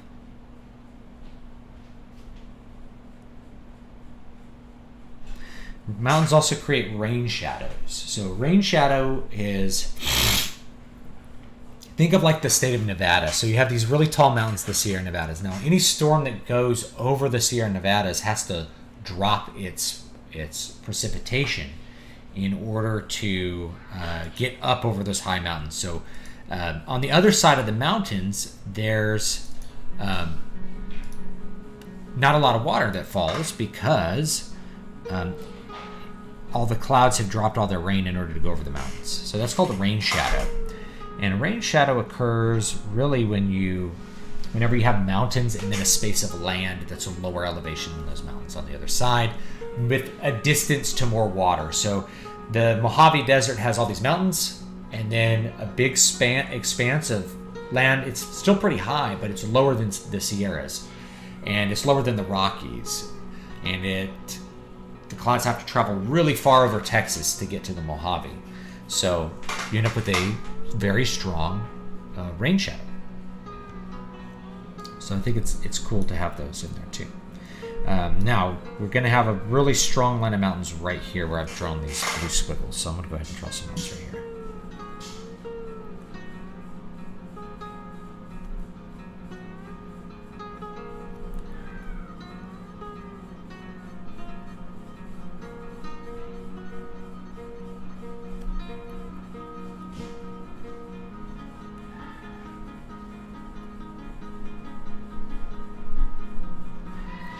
Mountains are really going to go really kind of be a barrier, so let's keep drawing them like this.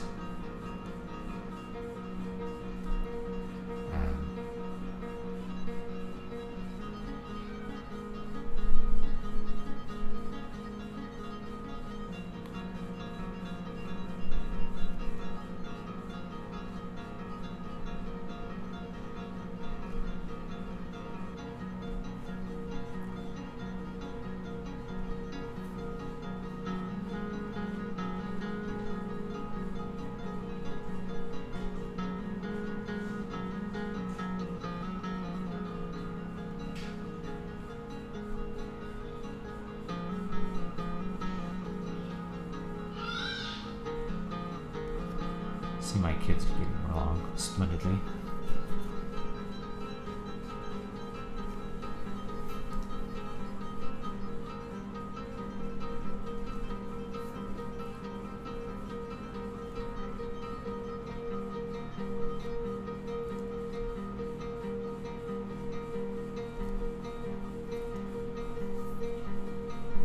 May draw like a little fjord in here or something. I think that might be kind of cool. So I might go back to the coast here. You know, you can get these kind of really deep clefts sometimes. Should be 20. Yeah, okay.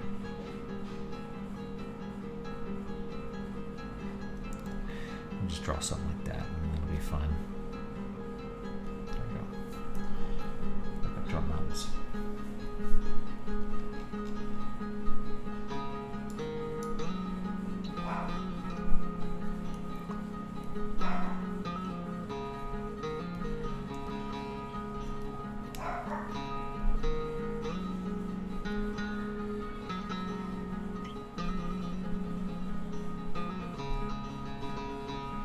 And we'll draw a little, there'll be a gap up here, you know, before we get to these mountains.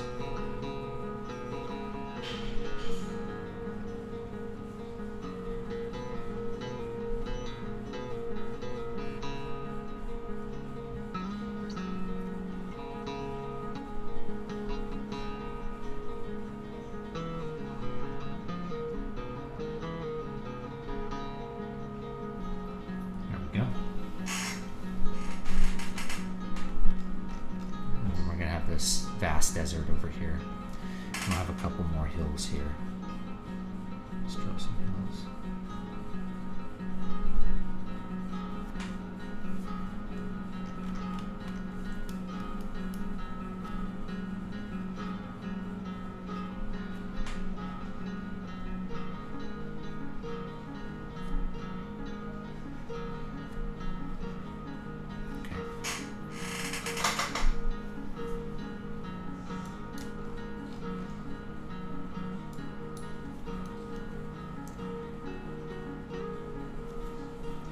We have a couple gaps in the mountains, or passes.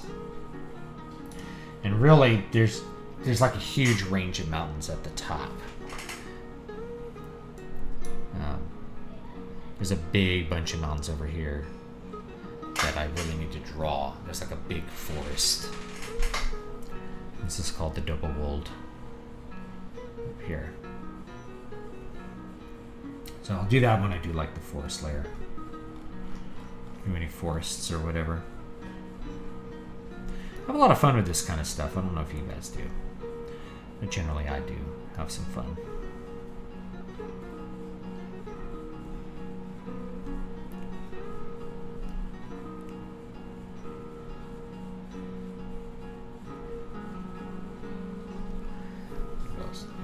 Mountains there.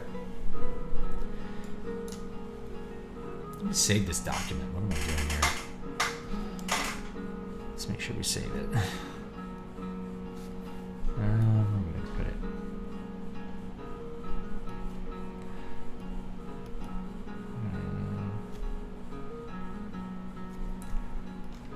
Really quick.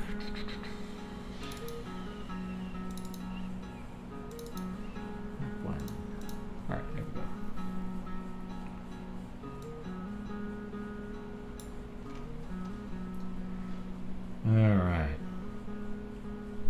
All right, I think the placement of the mountains is good. Let me show you how I shade mountains. We'll go back over here. So shading mountains is really, pretty easy. I'm going to maybe use this turnip pin for this. You use a small sized brush, like 8. And what we do here is we just draw a little shadow like this. And just fill it in. And then you can draw a little tail if you want. I think I'm going to use the mapping pen. Just mapping pen 8. Draw a little shadow like that. And that gives him a little bit more weight, as you can see. Let's draw a little shadow like that. And you can draw a little, just a little tail there if you want. Tail. Make it smaller, like 6. There you go. Just kind of make it really light. Do the same thing here.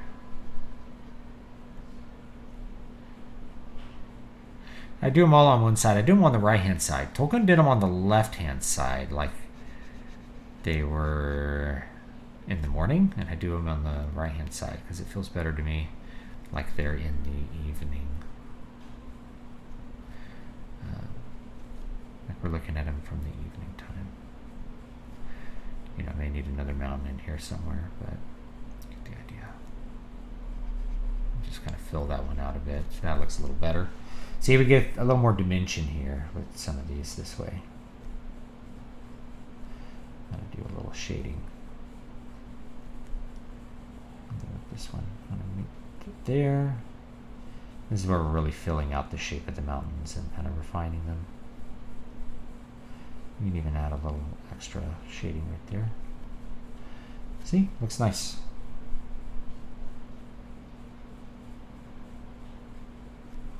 There we go. Do a little shading here. Draw a little tail there. Tail there.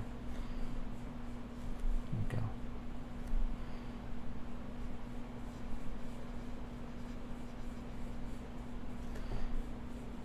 If you're like super anal retentive, you can do like a paint bucket tool. But I don't do that. I just color it in like I'm doing some adult coloring book or something, you know? It works. See, I'm pretty sure I learned a lot in this grade school geography and earth science classes, but emphasis was on memorizing vocabulary instead of knowing how everything works together. Yeah, that's, you know, that's going to be part of it. I'm going to go over here to this river. Just kind of see, just kind of refine how that looks right there. Because I see it, like I'm looking at the details and I want to refine them. So I just kind of refine them just like that. Just some extra tails. That's just the river system. I need to focus on mountains. I do this, I'm like, oh, let me fix this. Let me fix this real quick. There we go.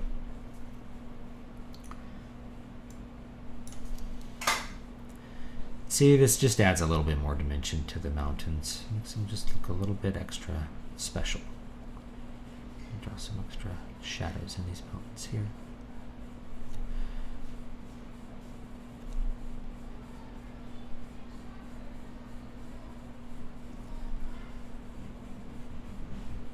Draw some extra clefts there.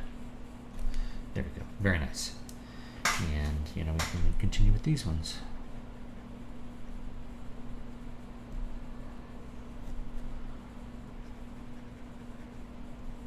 And if they're just going to be hills, I don't shade them too much. You know, you give the, when you shade the mountains, it makes them look like tall. See what I'm doing here?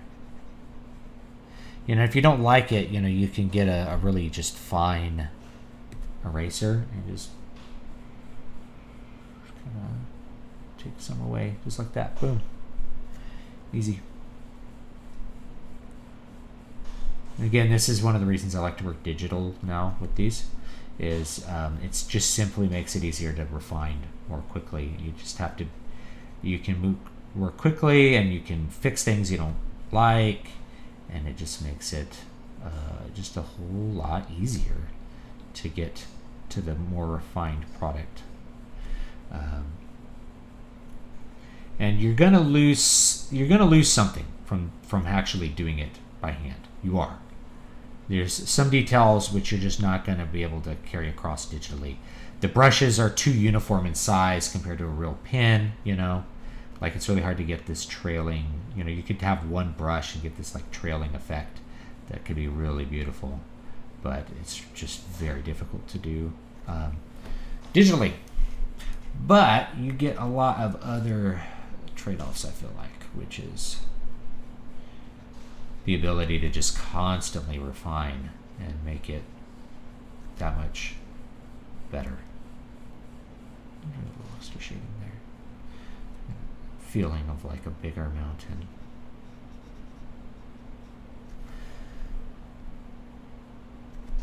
Let's put on another song. These ones are all disorganized, so they don't come across quite as easily. Raindrops. Do that one.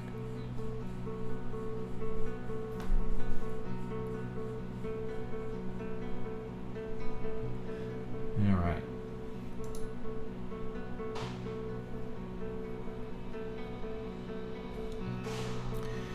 Where was I working here? Oh, I was going to do this mountain right here.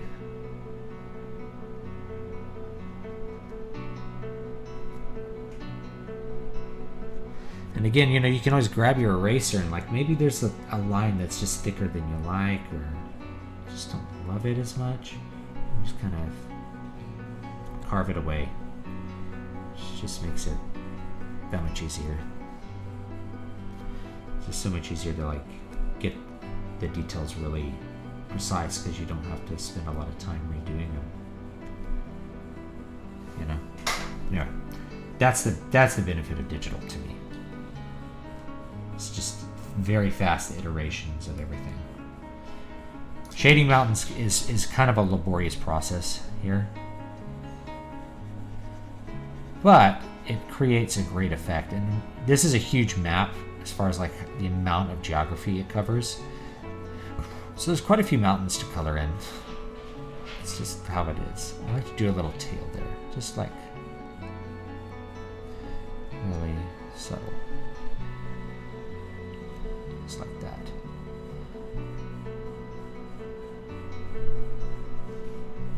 And then, you know, to make it more kind of uniform. And you know, I don't worry. I try not to worry too much about like, did I fill in every single pixel? Make it completely perfect. No, that's not what the point is of the hand-drawn map. The point is to just kind of make it look like some cartographer drew it in your universe. Do you know what I mean? Some people use programs like Campaign Cartographer to do this kind of stuff. That's just not what I'm into. I like it to be hand done. I like the feeling of looks like somebody from my universe drew this. You know, like some cartographer from Alshafalda like drew this map, and it has a dimension to it, and it has like a touch of a person, you know, versus having a program like there's a Mapscape. I don't know. What was the other one? There was another one that, you know, was free. Like you could do some decent maps for free if you just need to do one quick for like a D&D campaign or something. Then it's great. And you're not artistically inclined and you care more about like displaying the geography versus having any kind of human touch or artistry, then those were really good. When a river flows into a horizontal hole in limestone, the hole is called a swallow hole. What's your opinion on third-party publishing like contests or magazines? I don't really have an opinion on them. You know, magazines are good, you know. There's magazines that if they pay you, that's great. They're awesome. There's a great way to get exposed to authors and just get a big variety of stories. So I like magazines. There's not a lot of current magazines. There's like Kursova, there's Pulp Modern, you know, there's Biz Archives that do the kind of stuff that I'm interested in. Used to be stuff like, you know, Weird Tales, but all of that stuff has been kind of gone by the wayside. Really, the destruction of the magazines is its own discussion. It has to do with changes in the publishing industry, but also, you know, market changes. That people stopped buying and reading those magazines as much for entertainment. They wanted longer books. And then it's hard to start that kind of publication back up, like once you lose it. That's not in the river. That's not in the river one, which is going to be annoying later if I want to fix it. No. I got to change that pin button to be an eraser. It just makes it so much faster. But I don't know how to do it.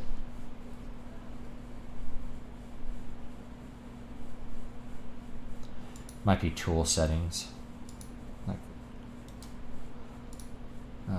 eraser. Okay. Great. That didn't help me at all. Let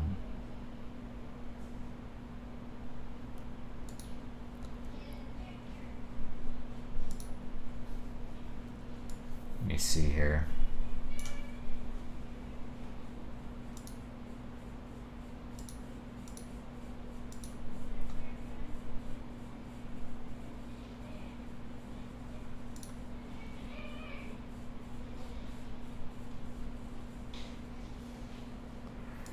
Yeah.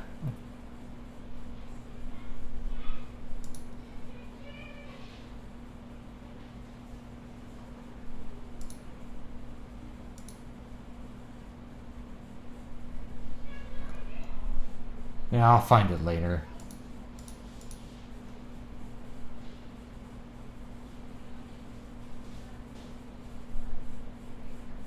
There's one where you can change what the tool is. But I haven't done it in so long, I don't remember where the setting is. Probably have to Google it.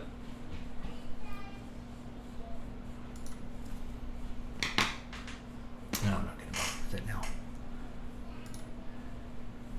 I'll just do it the hard way. Might need to take a break here and eat. So I haven't.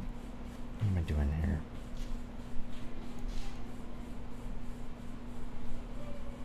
There we go. Let's draw some more tails. Sometimes I put the shading in like a separate layer, but I'm not doing that today. It's too many layers, you know? Too many layers. I already have like too many layers in this document already. But what's cool, the reason I use a lot of layers is that I can erase without worrying about destroying like what I did in another layer and like, oops, you know, it just makes it more convenient for erasing and like drawing over things and things like that. So I'll have to go to rivers and kind of refine this a little bit. And you can even erase to just kind of get that a little bit thinner up there.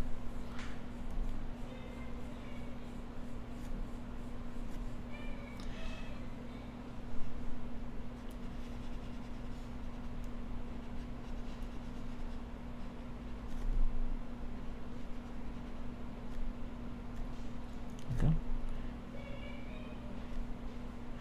You can even add a little shading right there, which is fun.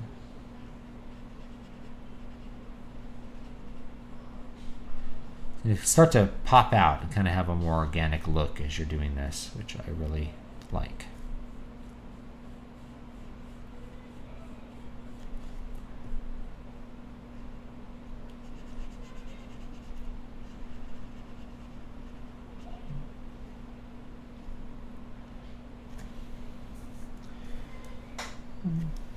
You know, if I want to, I can just erase some of that there too. Get a little more separation there. Right here. Lots of control, which is great. So I'm writing Amazon review for a tub of peppercorns, and it wants me to give 5 stars for sound quality. Don't you love automation? I mean, that's what's crazy about the algorithm is like it's basically divorced from how people operate. So like the people who are in charge of that kind of stuff don't even really know how it works. Which is quite, you know, funny when you think about it.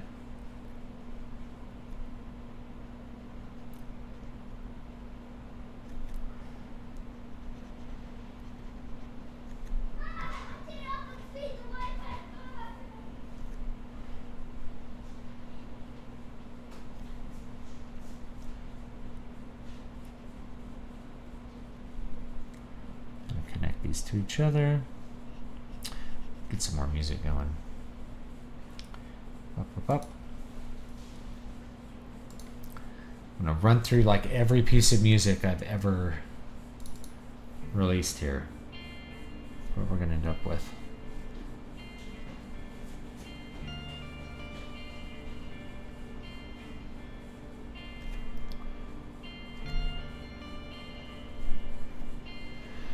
My family was kind of wanting me to go to a carnival today, but I don't know if I can handle it.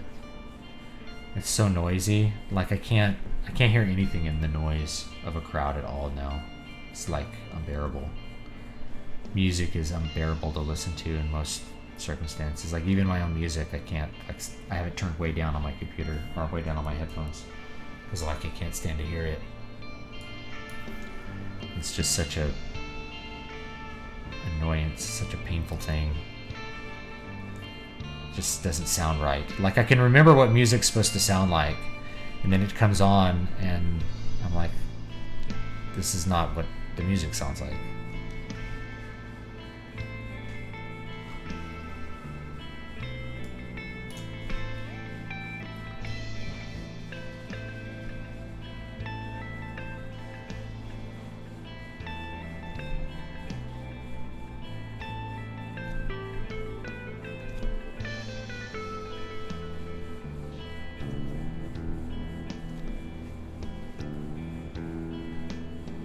It's kind of in a good break point after this is released to do some more music, but I don't think I'll be able to do it.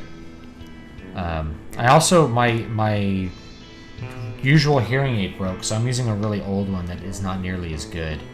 So before I lost the hearing in my left ear, my good hearing aid broke, and then I found out the company actually got, I don't like, this mountain's too boring.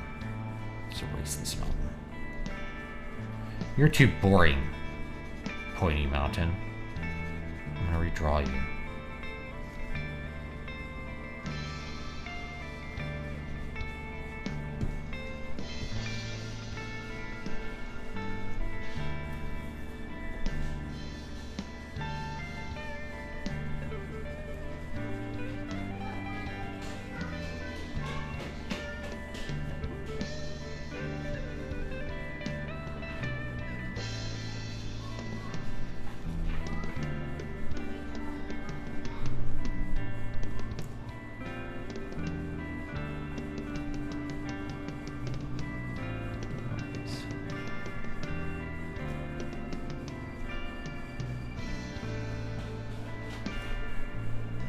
Go. Yeah, now these are starting to look really good. Starting to look like a proper map, my friends. Yeah, those mountains are take on a lot more dimension when you start shading them like that. And what's great is like I can go through here. Now that I have all this, I can turn off this like the sketch layer, and you can kind of see it a little more clearly. Okay, it's coming out. If cartographers in my universe drew like me, I'd be very disappointed in them. I look at old maps and like they're really beautiful sometimes. You know, you really had to take your time to draw a good map because someone was going to look at it. And in other cases, they're really simple because you had to draw lots of maps. You know, every ship needed maps and charts, and so that was you know, as you can see, that's a physical process to draw these things accurately versus what I'm doing, which is just kind of drawing in a really simple fashion. Yeah, I'm not happy with this one.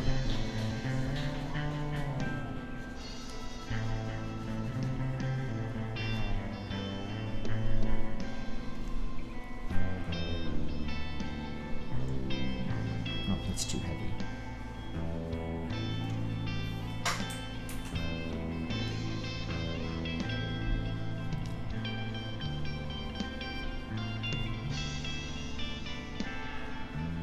There we go.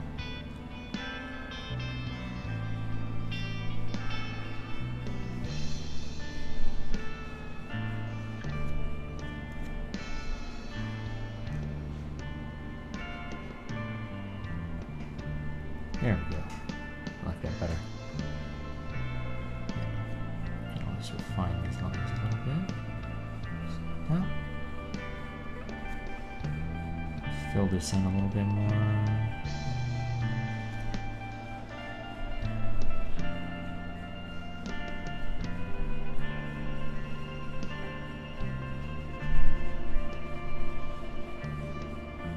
What time is it? It's 3. I've been streaming for a while. I need to take a break and go eat. Hang out with my little children. I'm gonna be like, Daddy, what are you doing? You're doing boring stuff. Why are you always doing boring stuff instead of fun stuff like playing with us?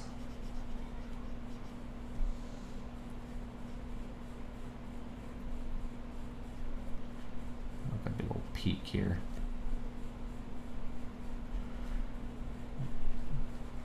shadows like that.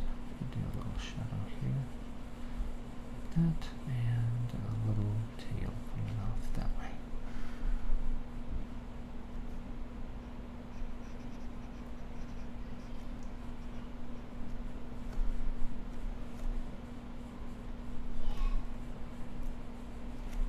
Let's see what other music I got here. Let's see here.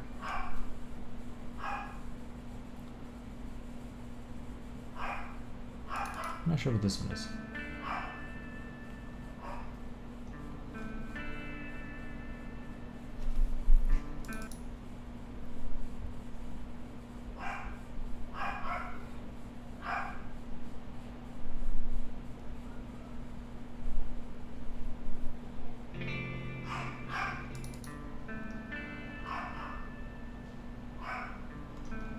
And this one works.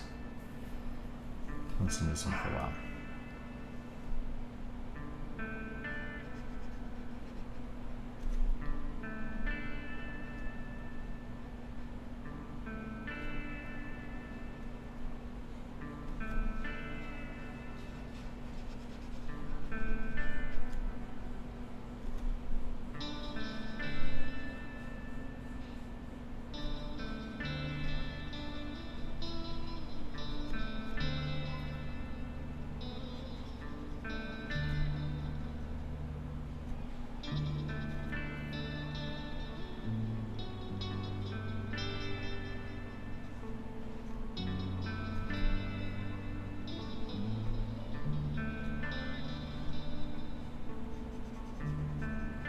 There we go.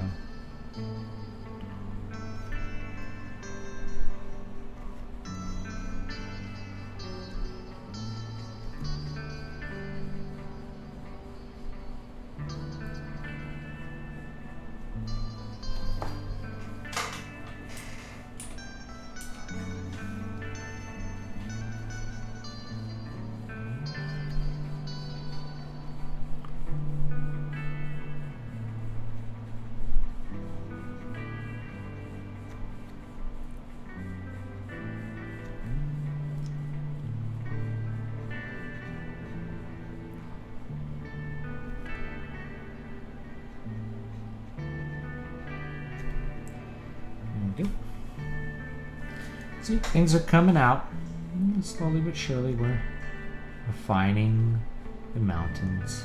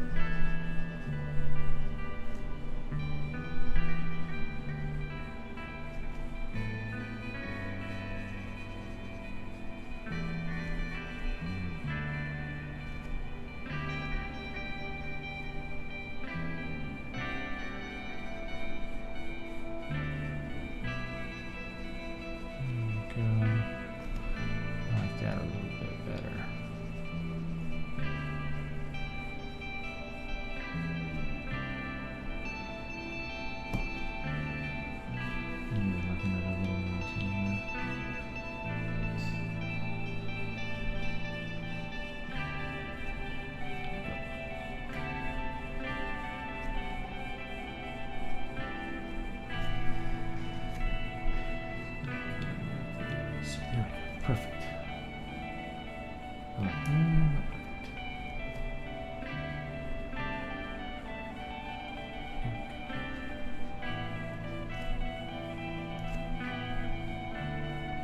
There we go. I like that a little better. Yeah, there. That looks better.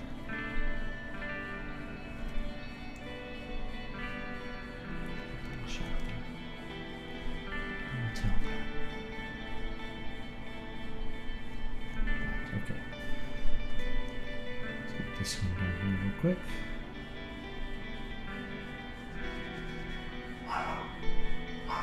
And most people are not spending a lot of time looking at these details. It's more about creating overall impression, like the map and everything that's going to be in it.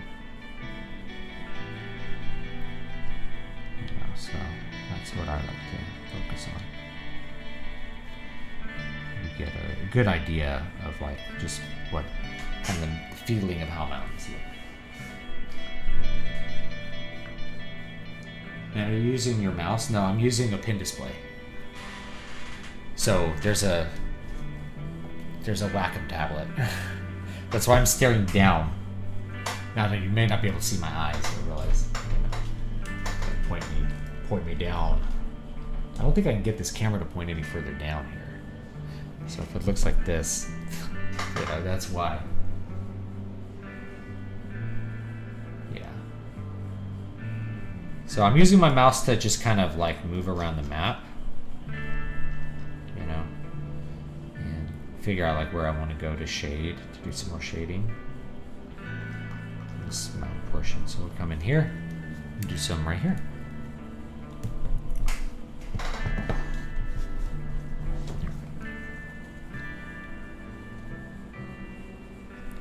I mean, I could move my camera over to like another stand here. That's an option.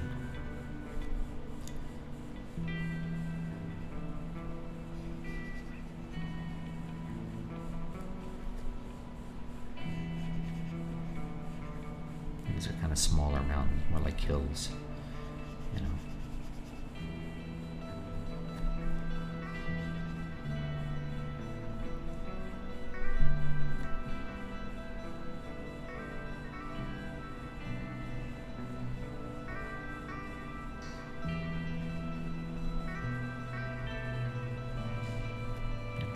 Yeah, you get the idea here.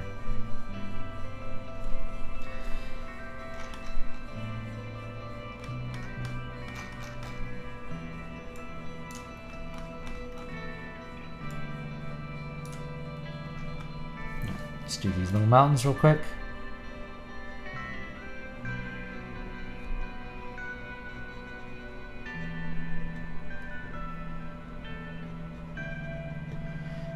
I may add some mountains as I go, like as I just kind of like refine where things are placed on the map as well. I really hadn't considered doing a map for this particular book because I just hadn't done maps in this category of the series yet, because it's kind of prehistory, or like so far in the distant past that it, you know, qualifies as prehistory for the people in the mainline books and the longer books. But I don't know, I just thought it'd be a fun thing to add to this book. I'm feeling pretty good about this book. I think it's going to be a good book. I think people are going to like it, enjoy it. So I'm having some fun. Might as well like give a little bit of extra value here in the map. Most people don't really look at the maps, believe it or not. They look at them once and then they just kind of read the story. So, but you know, people love the fact that their fantasy books have maps. I try not to ever be so confusing with my description of geography in the story that someone has to look at a map to figure out what's going on. I really would never want that. You know, never want like a look at the map to see. Tolkien had some things where you needed to look at the map, like in The Hobbit, because he drew a picture of a map and they're all looking at Thorin's map and it's kind of weird looking, you know, and like it's drawn differently from regular maps. You know, like for example, this is kind of cockeyed. This is a weird looking mountain. Smooth that out a bit.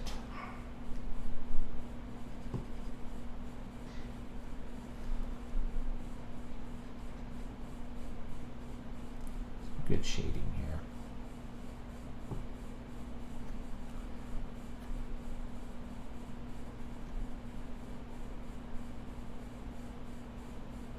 I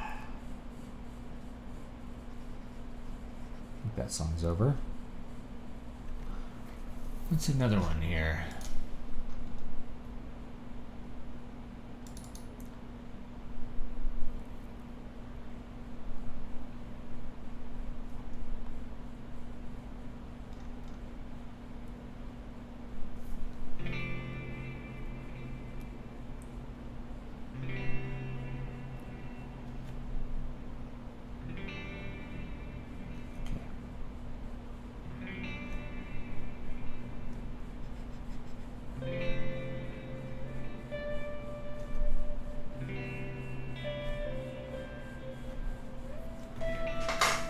All these songs are on my Bandcamp as well.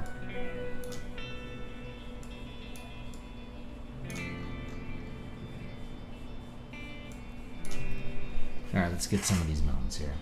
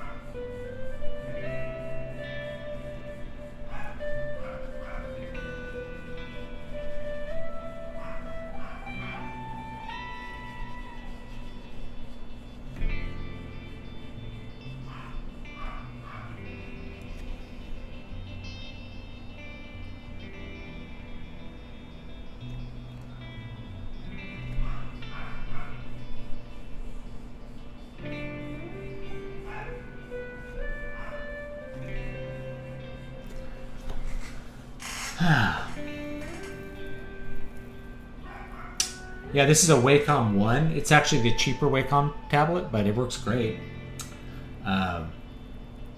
Welcome back, Jim. Would a mini-map at the beginning or end of every chapter be a worthwhile aesthetic aid even if the geography isn't confusing? I think it'd be cool. Yeah, I think it'd look really cool.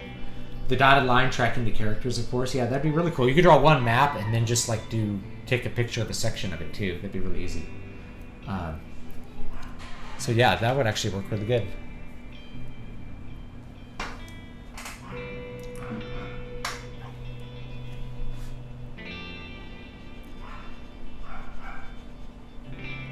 We'll finish these mountains. I'll get started on the coast and then I'll stream the rest of the map like tonight when I'm working, because it's just fun to talk to people and just talk a little bit while I work. Maybe we'll listen to some dungeon synth or something fun.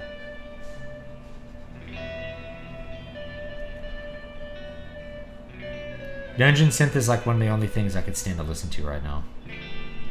Everything sounds so bad. I've got to figure out how to get this eraser onto the dot there. I hate having to click. Like on my usual workflow, it's just like to just hold down the button on the pen and then you can erase.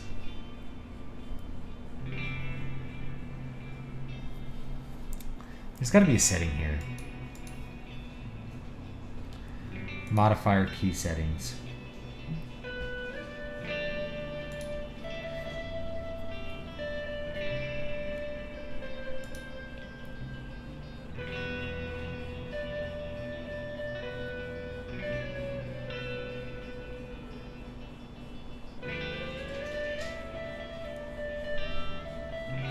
Tail switch. Oh.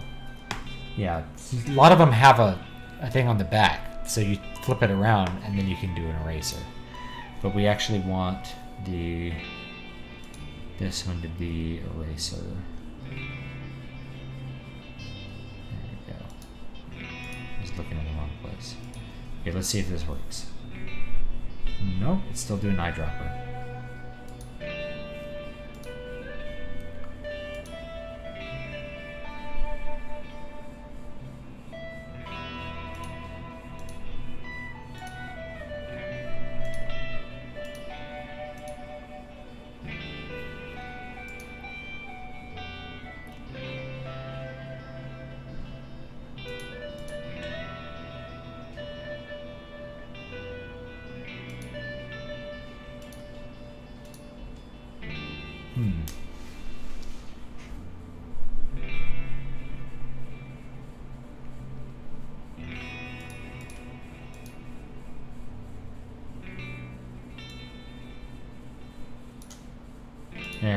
because that's picking it up as a right click. I'm gonna do eraser. I bet you that'll do it. Yep, there we go. Perfect. Oh man. What the heck happened here? There you go. And then like if I want to, like I can. Oh, it's so much easier. Some pen displays have like a little eraser on the back, so that's a lot easier. Just heard Gustav Holst The Planets and had no idea how similar it is to some theatrical John Williams music. Yep. Same thing with what's his name? Hans Zimmer. It's mostly Holst. People will make a point that John Williams just like rips off Holst constantly. The Planets is a good thematic one because it's full of that. You also hear the Morrowind theme. Is Jeremy Soule totally grabbed the Morrowind theme from Jupiter, Bringer of Jolly. Da da da da da da da da dum da da dum. That's all. That's from Gustav Holst. He's very, very influential in programmatic composers for good reason.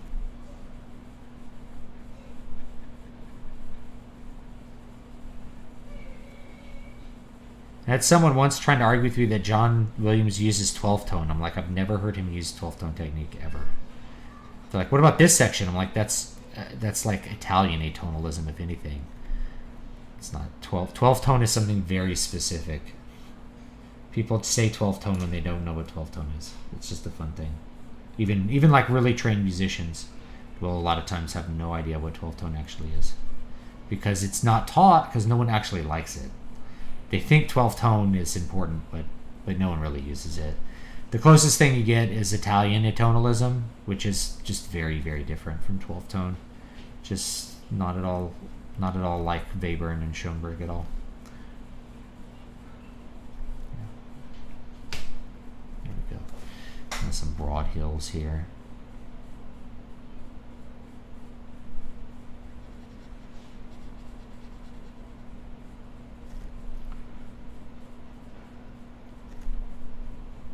You use 12th tone as a shorthand for atonal when,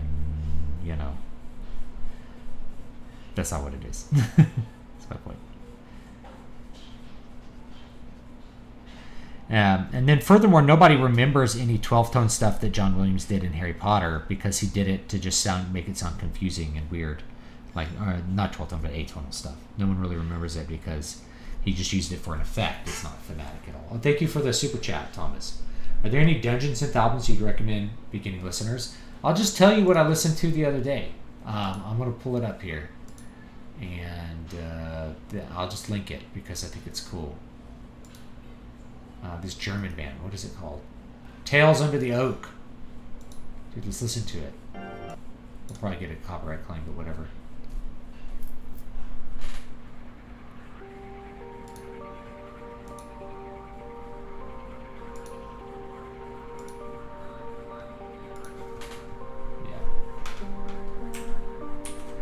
There's a bunch of aggregator channels that do this. This one is, what is this one? In the Woods? Yeah. So it just kind of aggregates and puts out the albums, because a lot of these are really underground. So you're not going to find out about them. You can actually get this one on vinyl, which is really cool. It's really cool that it's available on vinyl. I thought about doing more Dungeon Synth, but I may have to, because it may be like the only thing I can stand to listen to right now.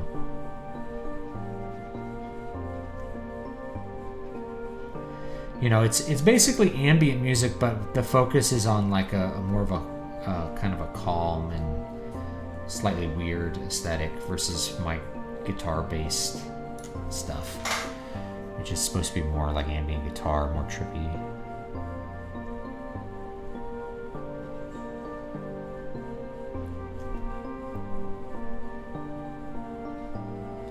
Notice you have like a repetition of a theme. It's kind of like with any electronic music, you tend to get this because of the way sequencers work.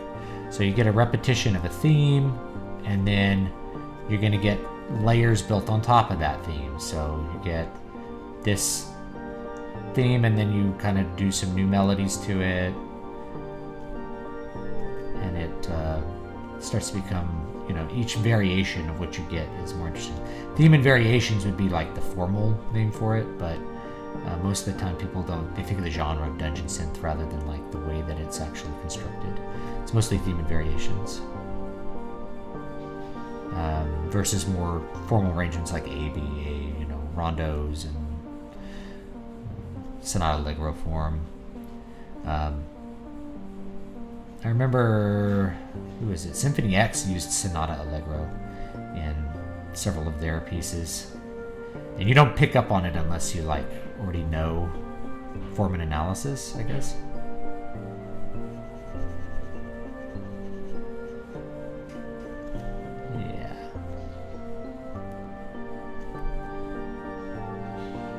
There's no wrong place to start, you know. You can start with Burzum if you want.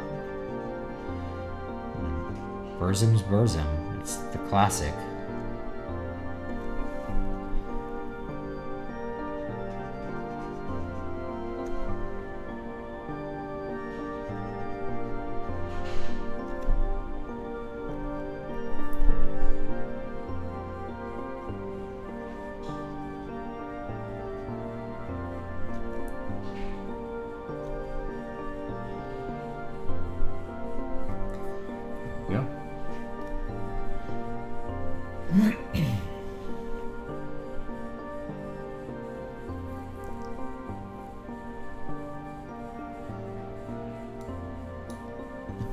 So this is a good one.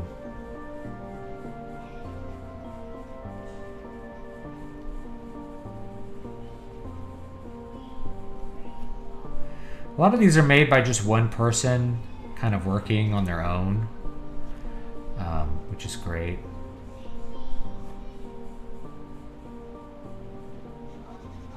Because it's something you can do on your own. It's something that can be as underground as you want it to be. You don't have to worry about trying to build some kind of audience for a concert. It's great. I love making ambient music because I can just do it however I want to do it. Have it be as like underground as I want it to be.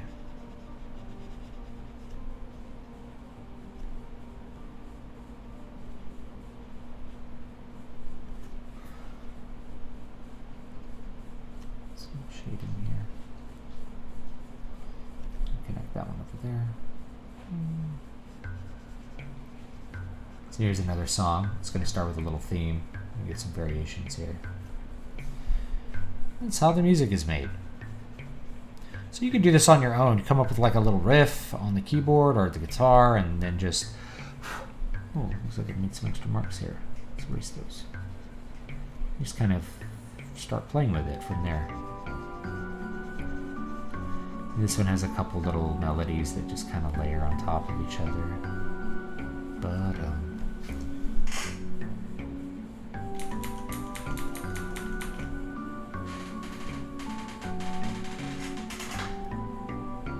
yeah, this one I think just came out. Maybe last month or something. I think these guys are from Berlin, or this project is a Berlin project.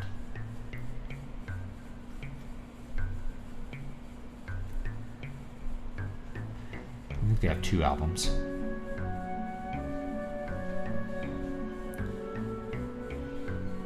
You know, you could do something like this really easily in like Ableton or in Reaper. Like any DAW that you wanted to use would be adequate to make Dungeon Synth probably.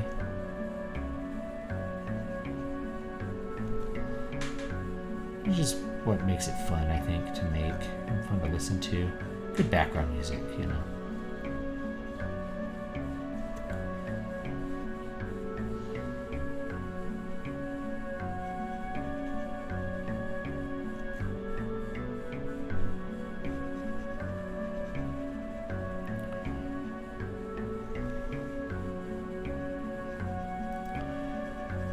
I'm having to fill up the edge too much, and you just kind of pull it off. Pull it in.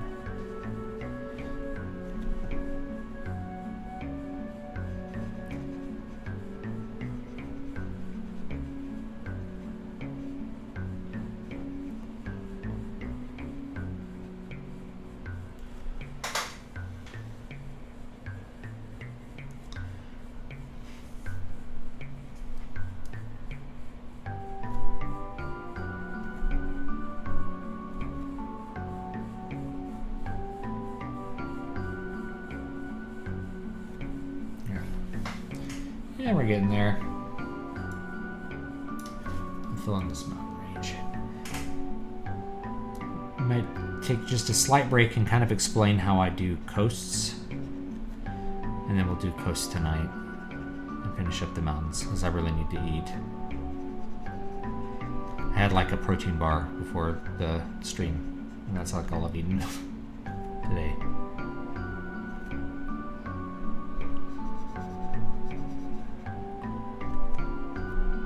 I would like, still have, almost have Coke.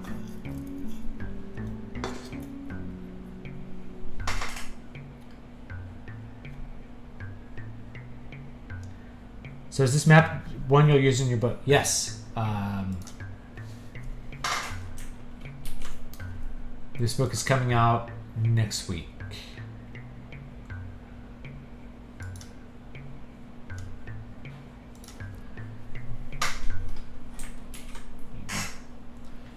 Here it is, All Shafalda. So this book comes out next week, and the paperback will be just available. I'm not doing paperback pre-orders because you can't really do that with Amazon very easily, unless you're going with like a separate company.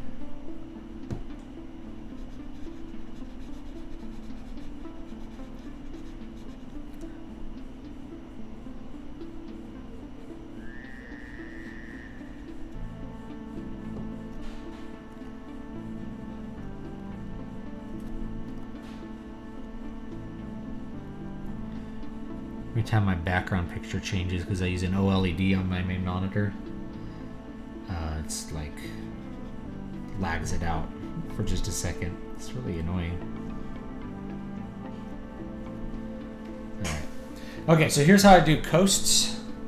Let's save this document. Let me show you how I do coasts. So coasts are, to make them really good looking, it's kind of tricky. So one of the things I'll do is I'll make a new layer up at the top here. I'm actually making it right here so that it's kind of in line. You get a fairly thin pen like this 8, and then you're going to draw thinner lines around the coasts like this. And then you do 3 of those, and it looks like waves, right? Now, there's more to it though, because if you've ever been to a real coast, it's not just like a coastline. There's little islands, there's channel islands. So maybe I'll do a little island here. Maybe with like I'll use the real G pen and maybe make it like a 10. I'll do a little island here. And then you have to draw the waves around that island. And then of course there'll be a harbor island here. Maybe 2 of them. Maybe 1 here too. Actually, let me look at the map I drew before of this area and see if I'm actually doing that. Here it is. Yeah. Yeah, so there's maybe some islands off the coast here. Not one really here, but there's that one's too big, I should say. So you just draw one like right here. And then there's like maybe one off here, like that. There's one in here, maybe one here.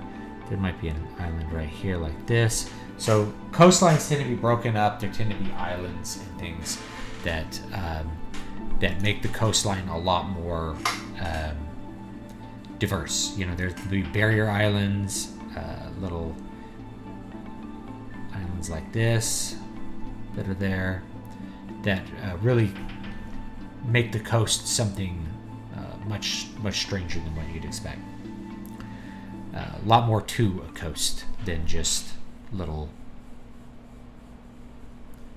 things like that. So there'd be some islands, and come down here. There's probably there might be a little island right here. And it might look like this,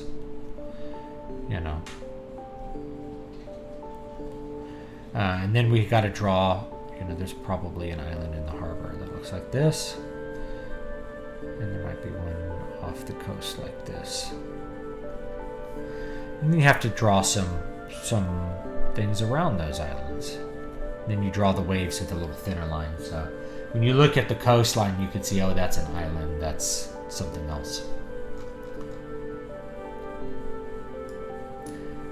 There might be an island in the middle here. Probably some islands here. There might be a bunch of barrier islands like on the Gulf Coast. And stuff like this. There's a lot of mountains. I don't know. There's really not that many mountains when you look at this. This is like a huge geographic area. To put things in perspective, Needle Ash is just the upper left-hand corner of the map. That whole book takes place just up in the upper left-hand corner, and that's it. So this book takes place there, but also down here on this peninsula. So yeah, I gotta have a lot of mountains. They look a little small. I'm hoping they won't look too small in the book, but we're a lot more zoomed out, so I think it'll work and look okay. So I don't know. So we'll do. Anyway, I'm about out of time for this, but anyway, that's how I will draw the coasts.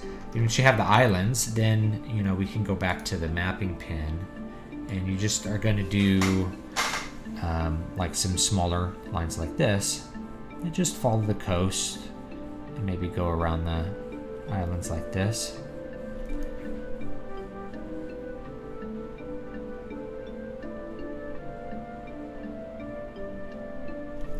And you do 3 of those, right? You do 3 of those. And then that indicates that that's a body of water. And so this one will just kind of go like that, see? So that's how I do the coasts. And then in context, they'll look like that. Shows us like that's water and that's like, so you do it all in black and white. Looks good.